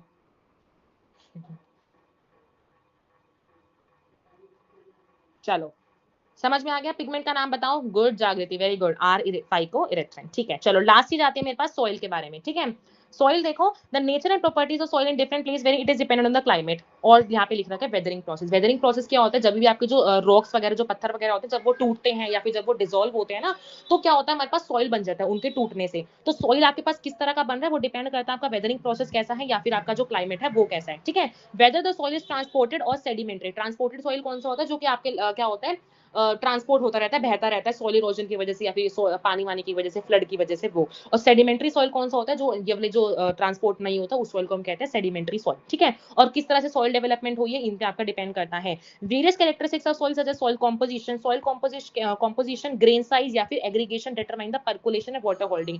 इस लाइन का मतलब क्या है? पहली बात तो एग्रीगेशन क्या होता है, सॉइल के जो पार्टिकल्स है वो कैसे एक दूसरे से जुड़े हुए हैं। फिर लिख रखा है ये डिटरमाइन करते हैं पर्कुलेशन। पर्कुलेशन क्या होता है? एक सॉइल मेरे पास होता है ऐसे चिपका चिपका, जिनके अंदर आपको जो पानी का जो अमाउंट है, ऐसे जो इनके अंदर जो पानी का अमाउंट है बहुत कम होता है। कुछ सॉइल पार्टिकल्स के जो एग्रीगेट्स होते हैं वो होते हैं इतने बड़े बड़े खुले खुले, और उनके अंदर से जो पानी होता है वो आसानी से जो है वो फ्लो कर जाता है। ठीक है, इसी चीज को हम कहते हैं पर्कुलेशन, कि पानी का आपका आसानी से फ्लो हो जाए लैंड के अंदर, उस चीज को हम क्या कहते हैं? पर्कुलेशन। वही यहाँ पे लिख रखा है कि आपके पास सॉइल की कौन सी प्रॉपर्टी, सॉइल का कॉम्पोजिशन, उसका ग्रेन साइज, उसकी एग्रीगेशन डिटरमाइन करते हैं कि पर्कुलेशन या फिर वाटर होल्डिंग कैपेसिटी आपकी सॉइल की। These characteristics along with the parameters such as pH, जैसे पानी का भी pH इंपॉर्टेंट फैक्टर था, mineral composition and topography. Topography क्या होती है आपके पास? टोपोग्राफी एक लैंड की ऐसी कैरेक्टरिस्टिक्स होती है जहाँ पे आप हिल्स, ओशंस, माउंटेन, जब इनको स्टडी करते हैं ना लैंड वगैरह के बारे में, उस चीज को हम कहते हैं टोपोग्राफी। तो सॉइल, इन चीजों हम पता है लैंड वगैरह बनाने में हमारा सॉइल वगैरह यूज होता है। Determine to a last extent of vegetation. Definitely अगर हमारा सॉइल अच्छा नहीं होगा तो हमारी वेजिटेशन अच्छे से नहीं हो पाएगी। वही यहाँ पे लिख रखा है, this in turn depends the type of animals that can be supported. Definitely vegetation अच्छी नहीं आएगी तो अच्छे एनिमल्स अच्छे से ग्रो नहीं कर पाएंगे। फिर लिख रखा है, similarly in the aquatic environment in the sediment characteristics often determine the type of benthic animals that can survive. Benthic मैंने आपको ऊपर बता दिया, बेंथिक जोन कौन सी होती है। इसी तरीके से जो आपके अगर सॉइल अच्छा नहीं होगा तो ऑर्गेनिज्म जो है आपके बेंथिक जोन वाले भी अच्छे से नहीं रह पाएंगे। ठीक है, क्लियर हुआ? 4 एबायोटिक फैक्टर्स हमारे यहाँ पे खत्म हो जाते हैं। फिर हम देखेंगे रिस्पॉन्स क्या क्या होता है हमारा एबायोटिक फैक्टर्स की तरफ। ठीक है, रिस्पॉन्स पढ़ेंगे कि हम ऑर्गेनिज्म कैसे रिस्पॉन्ड करते हैं एबायोटिक फैक्टर्स की तरफ। ठीक है, थम्स अप दो फटाफट से। डोरेमी, निहाल, अलीजा, प्राची, जिया, जागृति, हाँ सबका ठीक था। R phycoerythrin. ठीक है,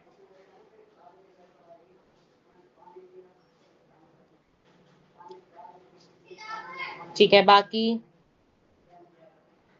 ठीक है। चलो अब हम देखते हैं रिस्पॉन्स, कि हम रिस्पॉन्स कैसे करते हैं। देखो हम तो नहीं, मतलब जितने भी ऑर्गेनिज्म है पूरे लैंड पे, वो 4 तरह कैसे रिस्पॉन्स कर सकते हैं। एबायोटिक फैक्टर्स, एबायोटिक फैक्टर 4 थे ऊपर मैंने आपको बता दिए। रेगुलेट कर सकते हैं कुछ ऑर्गेनिज्म, कुछ कंफर्म कर सकते हैं, कुछ माइग्रेट कर सकते हैं, और कुछ ऑर्गेनिज्म ऐसे होते हैं जो कि क्या कर सकते हैं? सस्पेंड कर सकते हैं अपने आप को। ठीक है, पहला ऑर्गेनिज्म आता है पर रेगुलेट। हम सब रेगुलेटर्स हैं। ठीक है, अपने आप पहले अपने आप को याद कर लो, फिर बाकी चीजें अपने आप ले लो जाएगी। हम क्या है? रेगुलेटर्स हैं। हम सबको पता है कि हमारे अंदर होम्योस्टेसिस होती है। ऐसा तो नहीं कि हम ओशंस में जाएंगे तो हमारा टेम्परेचर वहाँ पे कम हो जाएगा, या फिर बोलो हम माउंटेन्स पे जाएंगे तो हमारा टेम्परेचर 37 से 0 पे चला जाएगा, हमारे अंदर का टेम्परेचर। ऐसा तो नहीं होता ना। तो हम क्या है? रेगुलेटर्स हैं। रेगुलेटर्स क्यों है? क्योंकि जितने भी रेगुलेटर्स होते हैं वो होम्योस्टेसिस परफॉर्म करते हैं। होम्योस्टेसिस 2 तरीके से हो सकती है। ऑस्मो रेगुलेशन, मतलब हम अपने अंदर वाटर का कंसंट्रेशन मेंटेन रखते हैं, साथ साथ थर्मो रेगुलेशन भी होता है। ठीक है, एग्जाम्पल से क्या क्या आ सकते हैं? Mammals, birds and few invertebrates. ठीक है, इनवर्टेब्रेट जैसे कुछ इंसेक्ट्स वगैरह हो गए। ठीक है, तो मैमल्स, बर्ड्स और कुछ इनवर्टेब्रेट्स। इंपॉर्टेंट क्वेश्चन है कि कौन से ऐसे होते हैं जिनको आप रेगुलेटर्स की कैटेगरी में डाल सकते हो। ठीक है, फिर एनसीईआरटी में ग्राफ दे रखा है आपके पास यहाँ पे इंटरनल एनवायरनमेंट और एक्सटर्नल एनवायरनमेंट के बीच में क्वेश्चन, यहाँ पे क्वेश्चन आ सकता है किस किस के बीच में आपने ग्राफ को प्लॉट करा है। तो इंटरनल एनवायरनमेंट और एक्सटर्नल एनवायरनमेंट के बीच में आपने ग्राफ को प्लॉट करा है, जिसका आप ग्राफ बनाओगे बिल्कुल सीधा। क्यों? क्योंकि हमने इंटरनल, हमारा जो अंदर का टेम्परेचर है वही हमने अपने बाहर के टेम्परेचर से हम क्या करके रखते हैं? उसको मेंटेन करके रखते हैं, इसलिए ग्राफ आपका ऐसा बना है। ठीक है, अब क्या आते हैं ना ह्यूमंस। अगर हम अपनी बात करें, हम कैसे रेगुलेट कर सकते हैं? जैसे कि मान लो पहले हम रेगुलेट कर सकते हैं फिजियोलॉजिकल तरीके से, दूसरा हम रेगुलेट कर सकते हैं बिहेवियरल या फिर आर्टिफिशियल तरीके से। ठीक है, फिजियोलॉजिकल तरीके से हम कैसे अपने आप को क्या कर सकते हैं? रेगुलेट कर सकते हैं स्वेटिंग करके। ठीक है, गर्मी होती है स्वेटिंग करते हैं, ठंड लगती है शिवरिंग करते हैं, जिससे कि हमारी बॉडी को थोड़ा हीट मिलता है और हम रिलैक्स फील करते हैं। बिहेवियरल या फिर आर्टिफिशियल तरीके से कैसे कर सकते हैं? गर्मियों में हम एसी चलाते हैं, विंटर्स में हम हीटर कर सकते हैं। तो ये हम क्या कैसे कर रहे हैं? आर्टिफिशियल तरीके से अपने आप को रेगुलेट कर रहे हैं। तो ह्यूमंस जो होते हैं वो बहुत चालाक हैं, अच्छे से वो कर लेते हैं। ठीक है, सेकंड चीज आती है हमारे पास कंफर्मर्स। ठीक है, जो कन्फर्मर्स होते हैं ना, वो आपके जो है इंटरनल एक्सटर्नल टेम्परेचर को मेंटेन मतलब बिल्कुल कांस्टेंट नहीं रख पाते। सिंपली बोले तो वो होमियोस्टेसिस परफॉर्म कर ही नहीं पाते। वो क्या करते हैं, जैसे वो पानी में जाएंगे पानी के अकॉर्डिंग टेम्परेचर अपना कर लेंगे, गर्मी में जाएंगे गर्मी के अकॉर्डिंग अपना टेम्परेचर जो है वो चेंज कर लेंगे। और ऐसा कौन करता है? Most of the animals. अगर मैं बात करूं 90% जो एनिमल्स है ना और जो प्लांट्स हैं वो आपके जो है कन्फर्मर्स ही हैं। बहुत इंपॉर्टेंट क्वेश्चन है कि 90% एनिमल्स और जो प्लांट्स है ना आपके पास वो क्या है? कन्फर्मर्स ही हैं। अब बेस्ट आपके लिए क्या, अब आप बोलोगे कि बेस्ट चीज तो रेगुलेशन है, जो अपने आप को होमियोस्टेसिस वगैरह मेंटेन करके रख पा रहा है, बेस्ट चीज तो रेगुलेशन रेगुलेट वाला ऑर्गेनिज्म है ना। लेकिन फिर भी जो है 90% एनिमल्स कन्फर्मर्स क्यों है? ऐसा क्यों है? लेकिन बेस्ट चीज अगर वो है तो 90% एनिमल्स क्यों है?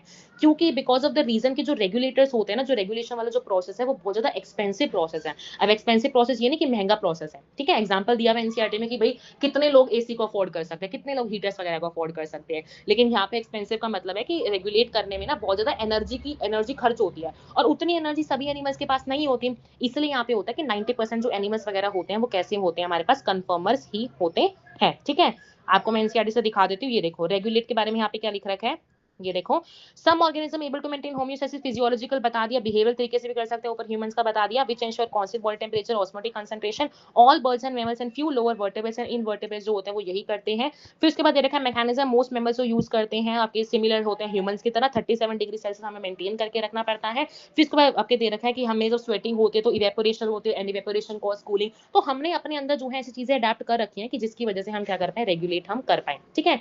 सेकंड चीज यहाँ पे है कन्फर्मर्स की। 99 अच्छा 99% है, ठीक है। 99% एनिमल्स और आपके पास जितने भी प्लांट्स है वो कांस्टेंट इंटरनल टेंपरेचर को मेंटेन करके रखते हैं। एम्बिएंट का मतलब होता है सराउंडिंग, ठीक है। जो भी सराउंडिंग टेंपरेचर है, बॉडी टेंपरेचर उनका कन्फर्मर्स वालों का चेंज होता रहता है। इसलिए इनका जो ग्राफ है वो ऐसा बनता है, ठीक है। रेगुलेटर का ग्राफ कैसा बना था? ऐसे कि वो सेम रख रहे थे, लेकिन इनका साथ साथ चेंज हो रहा है। इंटरनल चेंज होगा, एक्सटर्नल चेंज होगा, इंटरनल चेंज होगा, एक्सटर्नल, इस तरीके से जो है वो ऐसा उनका ग्राफ बन के रहता है, ठीक है। फिर यहाँ पे वही लिख रहा है considering the benefits of a constant. अच्छा देखो, अब जितने भी अगर मान लो हम अपना इंटरनल टेंपरेचर अच्छे से मेंटेन कर, जैसे मान लो कोई एक इंडिविजुअल है जिसको बहुत ज्यादा स्वेटिंग हो रही है और कोई बिल्कुल नॉर्मल बैठा है, अच्छे से काम कौन प्रोडक्टिव अपने काम में रह पाएगा? जो कि अच्छे से बैठे एसी वगैरह में बैठा है वही ज्यादा प्रोडक्टिव रह पाएगा ना। तो यहाँ पे वही लाइन लिख रखी है कि many simply sweated out and resign themselves to suboptimal performance. उनकी जो परफॉर्मेंस होती है वो सब ऑप्टिमल, ऑप्टिमम होती है एवरेज जितनी होनी चाहिए, लेकिन सब ऑप्टिमल उससे भी नीचे गिर जाती है समर के महीनों में। गर्मी का एग्जाम्पल मैंने आपको दे दिया। Thermo regulation is energetically very expensive process. Important question है कि ऐसी कौन सा फैक्टर है जो कि एक्सपेंसिव माना जाता है, ठीक है। हीट लॉस और heat gain is a function of surface area small animals. अच्छा ये रूल आता है एलेंस रूल, ठीक है। इंपॉर्टेंट क्वेश्चन है एलन रूल आपके पास। ये वाला रूल क्या कहता है? देखो हमें पता है जैसे विंटर्स वगैरह आती है तो हमारी नोज होगी, फिंगर्स वगैरह होगी, कभी स्वेलिंग हो जाती है, कभी रेडनेस हो जाती है वगैरह वगैरह, या फिर गर्मियों में भी ऐसे कुछ कभी कभी कुछ अलग फैक्टर्स हमें दिखने मिलते हैं। तो ऐसी चीजें क्या होती हैं, ठीक है। हमें पता है जो हमारी बॉडी में जो ठंड वगैरह लगती है सबसे ज्यादा हमारे नोज वगैरह होगी, जो हमारे एक्सट्रीमिटीज मतलब सिंपली बोलूँ हमारी लिम्स वगैरह होगी, ज्यादा अफेक्ट होती है। क्योंकि ना क्यों होता है ऐसा? क्योंकि हमारे इन्हीं ऑर्गन्स की उससे क्या होता है, हमारी जो हीट लॉस होती है वो इन्हीं ऑर्गेनिज्म की उससे होती है, ठीक है। तो क्या होता है ना, हमारे पास जो छोटे छोटे जो मैमल्स होते हैं जो कि कोल्ड एरियाज में रहते हैं, वो क्या करते हैं ना, वो अपने आप को इस तरह से अडेप्ट करते हैं कि उनके जो ईयर्स वगैरह हो गए, उनके जो लिम्स वगैरह, उनको वो बहुत ज्यादा छोटा कर लेते हैं। क्योंकि जितना ज्यादा उनको वो उनके जो ईयर्स लिम्स वगैरह छोटे होंगे उतना कम बॉडी हीट लॉस होगा, उतने अच्छे से वो कोल्ड एरियाज में भी रह पाएंगे। इस रूल को कहते हैं हम एलेंस रूल, ठीक है। कि अपने जो मैमल्स होते हैं वो क्या करते हैं, अपने आप को अडेप्ट करते हैं अपने ईयर्स अपने लिम्स वगैरह को छोटा करके, क्योंकि आपका हीट लॉस जो है वो कम हो जाता है, ठीक है। फिर ये लिख रखा है they tend to lose body heat when it is cold outside but they have to expand much energy to generate body heat. उनको देखो सबको पता है मेटाबॉलिज्म होता है, उसी से हमारा जो है हीट निकलती है, ठीक है। This is the main reason why small animals are rarely found. हमें पता है पोलर एरियाज में जो छोटे छोटे ऑर्गेनिज्म होते हैं वो नहीं रह पाते, क्योंकि वही रीजन है कि जो हमारे पास हीट लॉस बहुत ज्यादा होता है, ठीक है। During the course of evolution the cost and benefits of maintaining a constant internal environment and taken into consideration, some species have evolved ability to regulate but only a limited range of environmental condition. इसका मतलब आपके पास ये बात कर रहे हैं आपके पास इस चीज की। ये देखो अब हमने बात कर ली यहाँ पे रेगुलेटर्स की, फिर हमने बात कर ली कन्फर्मर्स की। अब कुछ हमारे पास होते हैं पार्शियल रेगुलेटर्स। पार्शियल रेगुलेटर्स कौन से होते हैं? जो कि कुछ टाइम तक तो रेगुलेट करते हैं लेकिन बाद में जाके क्या कर लेते हैं, कन्फर्म। लाइक पहले उन्होंने मान लो कन्फर्म करना स्टार्ट करना, बाद में जाके उन्होंने क्या कर लिया, रेगुलेट कर लिया। उनको हम कहते हैं पार्शियल रेगुलेटर्स, ठीक है। क्या कहते हैं उनको हम? Partial regulator. तीन तरह के आपको जो है रिस्पॉन्ड को यहाँ पे पढ़ना था, वही यहाँ पे लिख रखा है कि कुछ स्पीशीज होती है जो कि रेगुलेट करती है लेकिन लिमिटेड रेंज तक, एक लिमिटेड टाइम तक, बियॉन्ड दे विच सिंपली कंफर्म। बाद में वो क्या करते हैं, सिंपली आपको कंफर्म ही करते हैं, ठीक है। ये दोनों चीजें पढ़ ली। पहले मैंने आपको बताया था कंफर्म करते हैं, रेगुलेट करते हैं। थर्ड चीज आती है, मैंने आपको ऊपर बताई थी, यहाँ पे बताया था ना, माइग्रेट बताया था, ठीक है।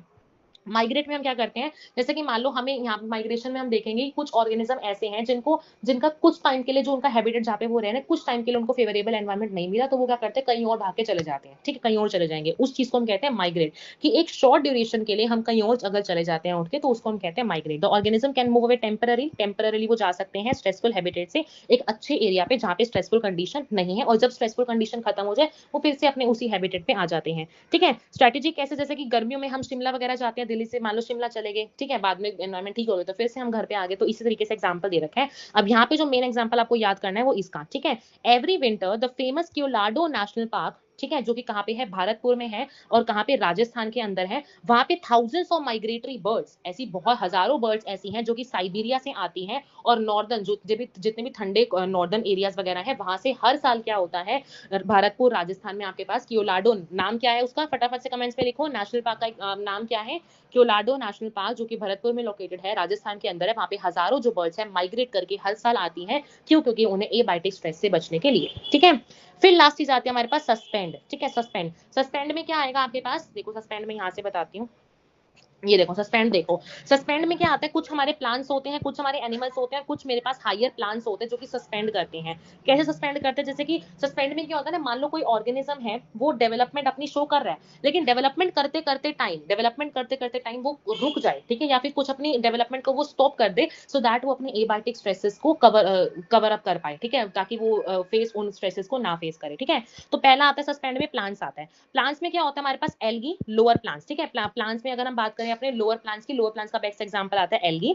तो सस्पेंड करने के लिए, जो सस्पेंड समझ आ गया ना, कि प्लांट्स अपनी जो डेवलपमेंट थोड़ी सी रोक देते हैं सो दैट एबायोटिक स्ट्रेस उनको ज्यादा फील ना हो, तो वो क्या करते हैं, स्पोर्स बनाते हैं, ठीक है। स्पोर्स कौन बनाते हैं, याद करना, जो लोअर प्लांट्स होते हैं वो अपने अंदर क्या बनाते हैं, स्पोर्स बनाते हैं, ठीक है। लेकिन जो हायर प्लांट्स होते हैं वो अपने अंदर स्पोर्स नहीं बना सकते, कभी भी वो स्पोर्स नहीं बना सकते। वो क्या करते हैं, मेरे पास सीड्स बनाते हैं, क्या बनाते हैं, सीड्स बनाते हैं, ठीक है। सीड्स भी कैसे, सीड्स बना सकते हैं या फिर कुछ ऐसे वेजिटेटिव स्ट्रक्चर्स बना देंगे, जैसे कि बल्ब हो गया, कोम हो गया, राइजोम हो गया, मोर्फोलॉजी में पढ़ा है ना बल्ब कोम वगैरह क्या होते हैं, पढ़ा है इस बारे में, बल्ब कॉम, जैसे कि ऐसी स्टेम या रूट की मॉडिफिकेशंस होती हैं जिनके अंदर बेसिकली फूड स्टोरेज, जैसे कि गार्लिक वगैरह हो गया, ठीक है, तो फूड स्टोरेज जब इनके अंदर होती है वो बल्ब कॉम ये सब चीजें बन जाती हैं, ठीक है। और सस्पेंड क्यों करते हैं, सो दैट आपके एबायोटिक चीजें जो है वो ना मिल पाए उनको, जैसे कि मान लो कभी एनवायरमेंट में मान लो पानी ना मिला, सीड, मान लो कोई प्लांट्स को ग्रोथ करने के लिए पानी नहीं मिल रहा, तो हायर प्लांट से करेंगे उस केस में सीड या वेजिटेटिव कुछ स्ट्रक्चर्स बना लेंगे, और जो छोटे छोटे प्लांट्स होंगे, फॉर एन एग्जाम्पल एल्गी, वो अपने अंदर क्या बना लेंगे, स्पोर्स बना लेंगे, सो दैट वो अनफेवरेबल कंडीशन से डील कर पाए, ठीक है।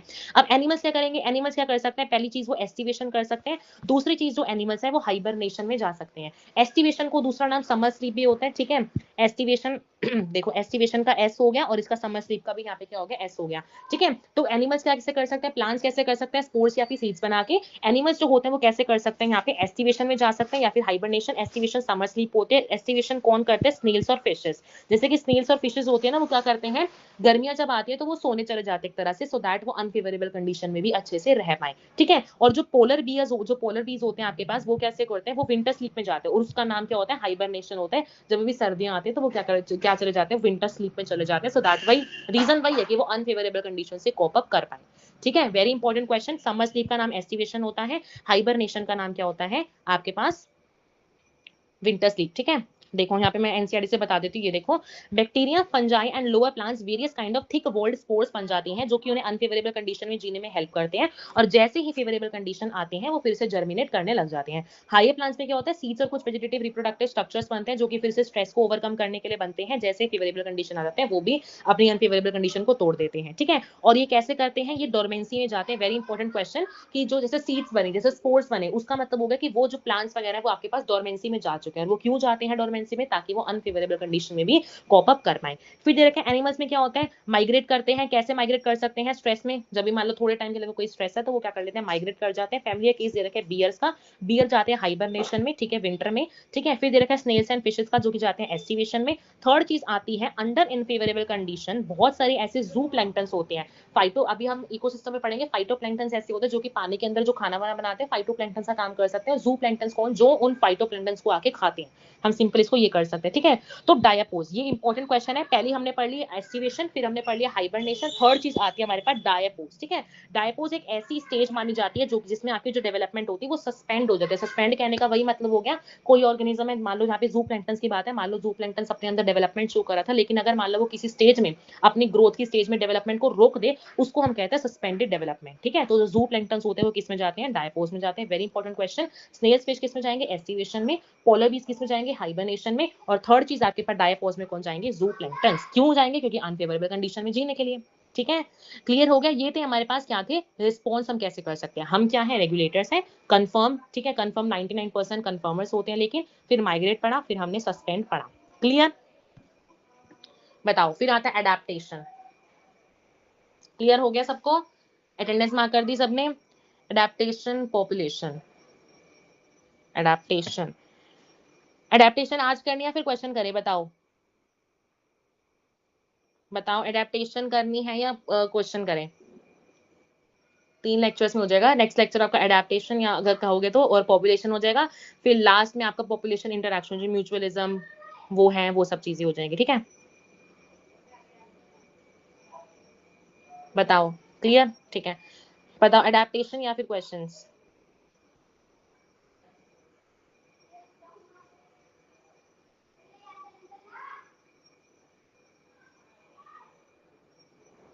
ठीक है, जागृति क्वेश्चन बाकी। मेजॉरिटी, मेजॉरिटी क्या कहेगी। हाँ, मैंने वैसे तुमसे हमेशा पूछा है, किसी ने एक दिन भी नहीं बोला कि आगे पढ़ना है, हमेशा क्वेश्चन। हाँ पता था, हर्ष तो मुझे पता था यही बोलेगा। चलो देखो, अच्छा बताओ, dash is revered as the father of ecology in India. ठीक है प्राची, निहाल, मिस्टर बीस। चलो बताओ, कौन है father of ecology in India. Starting में बताया था फर्स्ट पेज पे ही।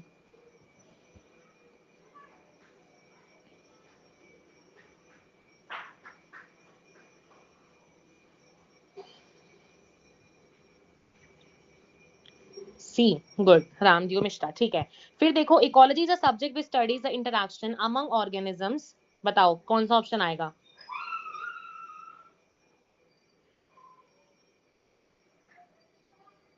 ओ हाँ, भावना। अच्छा, भावना ने वो लिखा था ना, इवोल्यूशन रिजल्ट्स इन रेवोल्यूशन। भावना, बहुत अच्छे हैशटैग्स होते हैं, ऐसे यूज करते रहो,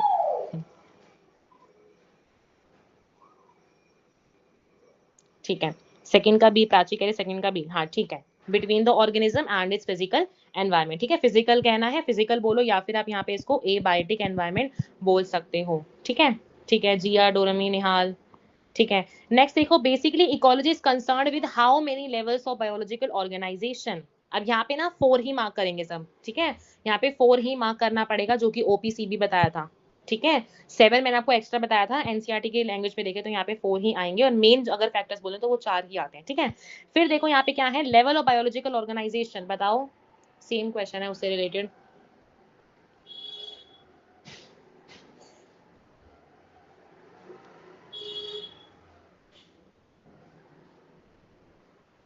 फोर्थ का सी कह रही है जिया, और फोर्थ का डी कह रही है प्राची। बाकी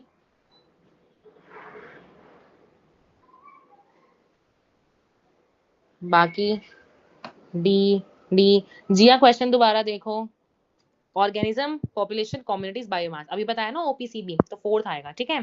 फिर देखो, ecology at the level of an individual organism is. बताओ, बताया था ना ये वाला क्वेश्चन, और ecology at the level of individual organism is.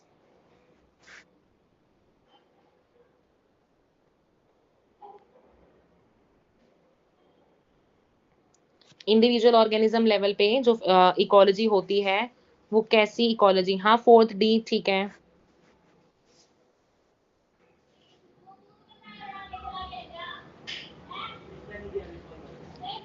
Fifth, fifth D, डोरमी कह रही है फिफ्थ डी, रियाज फिफ्थ सी। डेफिनेटली यहाँ पे फिजियोलॉजिकल आएगा ना, फिजियोलॉजिकल बताया था स्टार्टिंग में, बिल्कुल लाइन बताई थी, ठीक है। नेक्स्ट देखो, what important life process is considered at an organism level. ये इंपॉर्टेंट क्वेश्चन है, अब देखो इसको देखते हैं। बताओ ऑर्गेनिज्म लेवल पे कह रहे कौन सा लाइफ प्रोसेस है जिसको आप इंपॉर्टेंट मानोगे। बताओ, सी या डी? नहीं, मिस्टर बीस्ट एक आंसर करके आ रहा है नीट में, दोनों के 4-4 नंबर नहीं मिलेंगे, 8 नंबर एक क्वेश्चन के।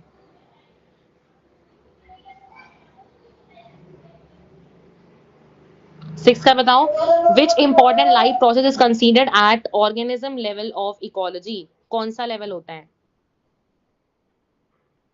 ठीक है डोरा में, कोई बात नहीं। सिक्स का, सिक्स जिया कह रही है सी। बाकी बताओ, ऑर्गेनिज्म लेवल पे, ऑर्गेनिज्म लेवल पे ध्यान देना इसको, ऑर्गेनिज्म लेवल पे इंपॉर्टेंट लाइफ प्रोसेस क्या होता है? सिक्स सी, ठीक है सही है। ठीक है, रिप्रोडक्शन, मुझे लगा होम्योस्टेसिस ना बोल दे कोई। देखो होम्योस्टेसिस अब यहाँ पे मत बोलना, होम्योस्टेसिस जो होता है ना वो हर लेवल पे होता है, चाहे तुम ऑर्गेनिज्म देखो, पॉपुलेशन देखो, किसी पे भी देखो, होम्योस्टेसिस तो हर पे होता है। यहाँ पे इन्होंने बोला ऑर्गेनिज्म लेवल पे, तो वो रिप्रोडक्शन आएगा। ठीक है, फिर देखो, how does seasonal variation take place on earth. Seasonal variation कैसे होती है? सीजनल वेरिएशन किस तरीके से हो सकती है? सीजनल वेरिएशन अर्थ पे कैसे हो सकती है? सेवेंथ का डी कह रहा है रोहित। सिक्स, जागृति रियाज, हाँ सिक्स ठीक है। सेवेंथ का डी ठीक है, बिल्कुल ठीक है। रोटेशन ऑन इट्स अपनी एक्सिस से भी कर सकते हैं, रोटेशन अराउंड सन भी, तो इसका आंसर आएगा डी। ठीक है, फिर आता है factor responsible for causing annual variation in intensity and duration of temperature. Adaptation में पढ़ा, तुम ये क्वेश्चन खुद कर लेना। बताओ बताओ, एडेप्टेशन करा दूं, क्वेश्चन खुद कर लोगे या क्वेश्चन ही करने आगे? बताओ।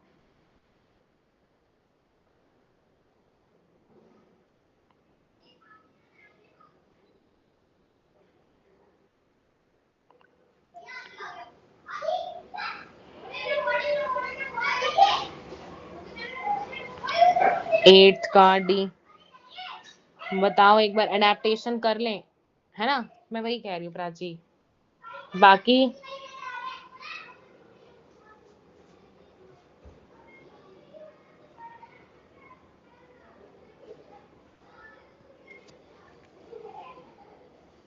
ये तो 1-1 हो गया बिल्कुल, प्राची और प्राची कुछ, रियाज कुछ।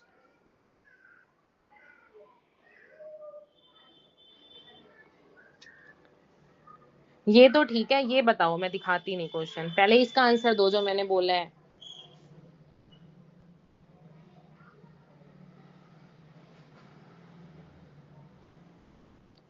जैसा मुझे 2-1 हो गया आगे। एक और बता दो फिर फटाफट देखेंगे। क्वेश्चन ही करो तुम। प्राची है सिंसियर एक। चलो यहाँ, अच्छा बताओ, फैक्टर्स रिस्पॉन्सिबल, ठीक है जी। अब बताओ फैक्टर रिस्पॉन्सिबल कॉजिंग, अच्छा ये तुमने बता, ठीक है। Precipitation due to annual variation in seasonal. बताओ सीजन में क्या देखते हैं यहाँ पे? डेफिनेटली हम यहाँ पे रेन, स्नो, प्रेसिपिटेशन दोनों चीजें आती थी। अच्छा चलो ठीक है भावना, बताओ। प्रेसिपिटेशन ड्यू टू एनुअल, मैंने बताया था प्रेसिपिटेशन में दोनों चीजें डालेंगे, बोथ ए एंड बी। चलो इसका बताओ, organism which are restricted to narrow range of temperature. Narrow range of temperature को हम क्या बोलेंगे? Narrow range of salinity, salinity temperature नहीं है। हाँ ठीक था, नाइन्थ का ठीक था। इसका बताओ एक बार।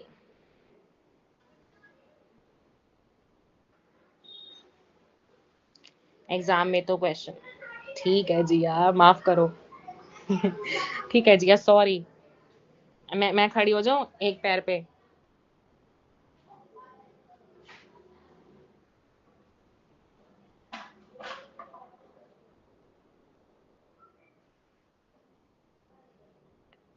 10th का डी, हाँ 10th तुम कह, ठीक है मैं समझ गई, सीनो है लाइन, ठीक है। फिर देखो, fresh water organism can not live for long in sea water because they would face, उनको कैसी प्रॉब्लम फेस हो जाएंगी? बताओ, जो फ्रेश वाटर ऑर्गेनिज्म होते हैं, मैंने आपको ऊपर बताया था, उनको कैसी प्रॉब्लम फेस होगी? डेफिनेटली पीएच की प्रॉब्लम से सॉल्व, पीएच की प्रॉब्लम फेस वो करेंगे। ठीक है जिया, थैंक यू जिया। बताओ ये वाला क्वेश्चन का आंसर बताओ, फिर लास्ट के 3 कमेंट से बता के जाओगे। ओ बायो बाबा, गुड इवनिंग बाबा जी।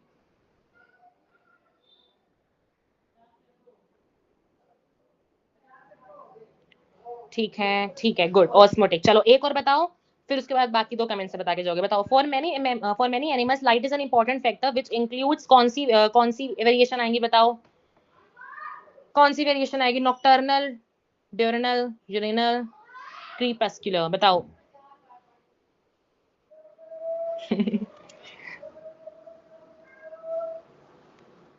अच्छा, बुरा लग गया बाबा, बायो बाबा।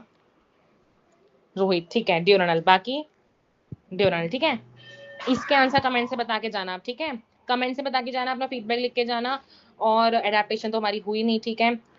कमेंट्स लिख के जाना, फीडबैक लिख के जाना, और क्या बोलती हूँ मैं, हैशटैग यूज करके जाना, और क्या बोलती हूँ, हाँ, आंसर दे के जाना, ठीक है। ठीक है, पर्सनल मेंटोरशिप जिसको ज्वाइन करनी हो वो कर लेना, ठीक है। कविता गई, कविता को कुछ पूछना था ना?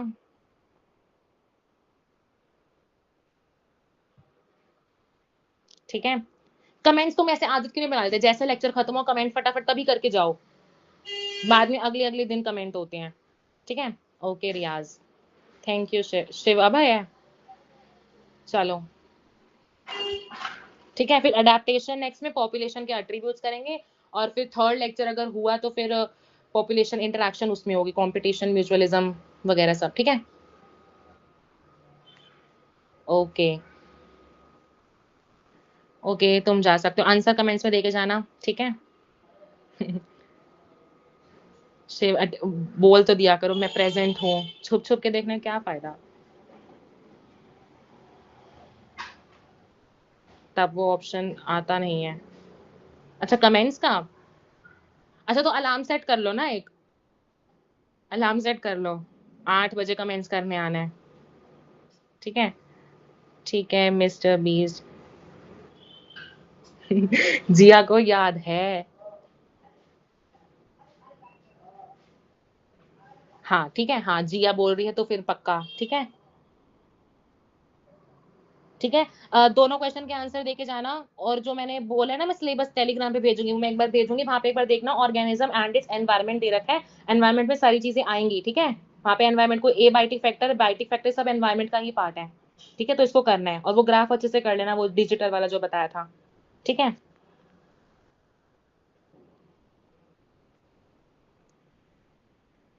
चलो, वो मिस्टर बीस्ट जो जिया ने बोला है वो चीज, ठीक है। चलो, थैंक यू, ओके बाय।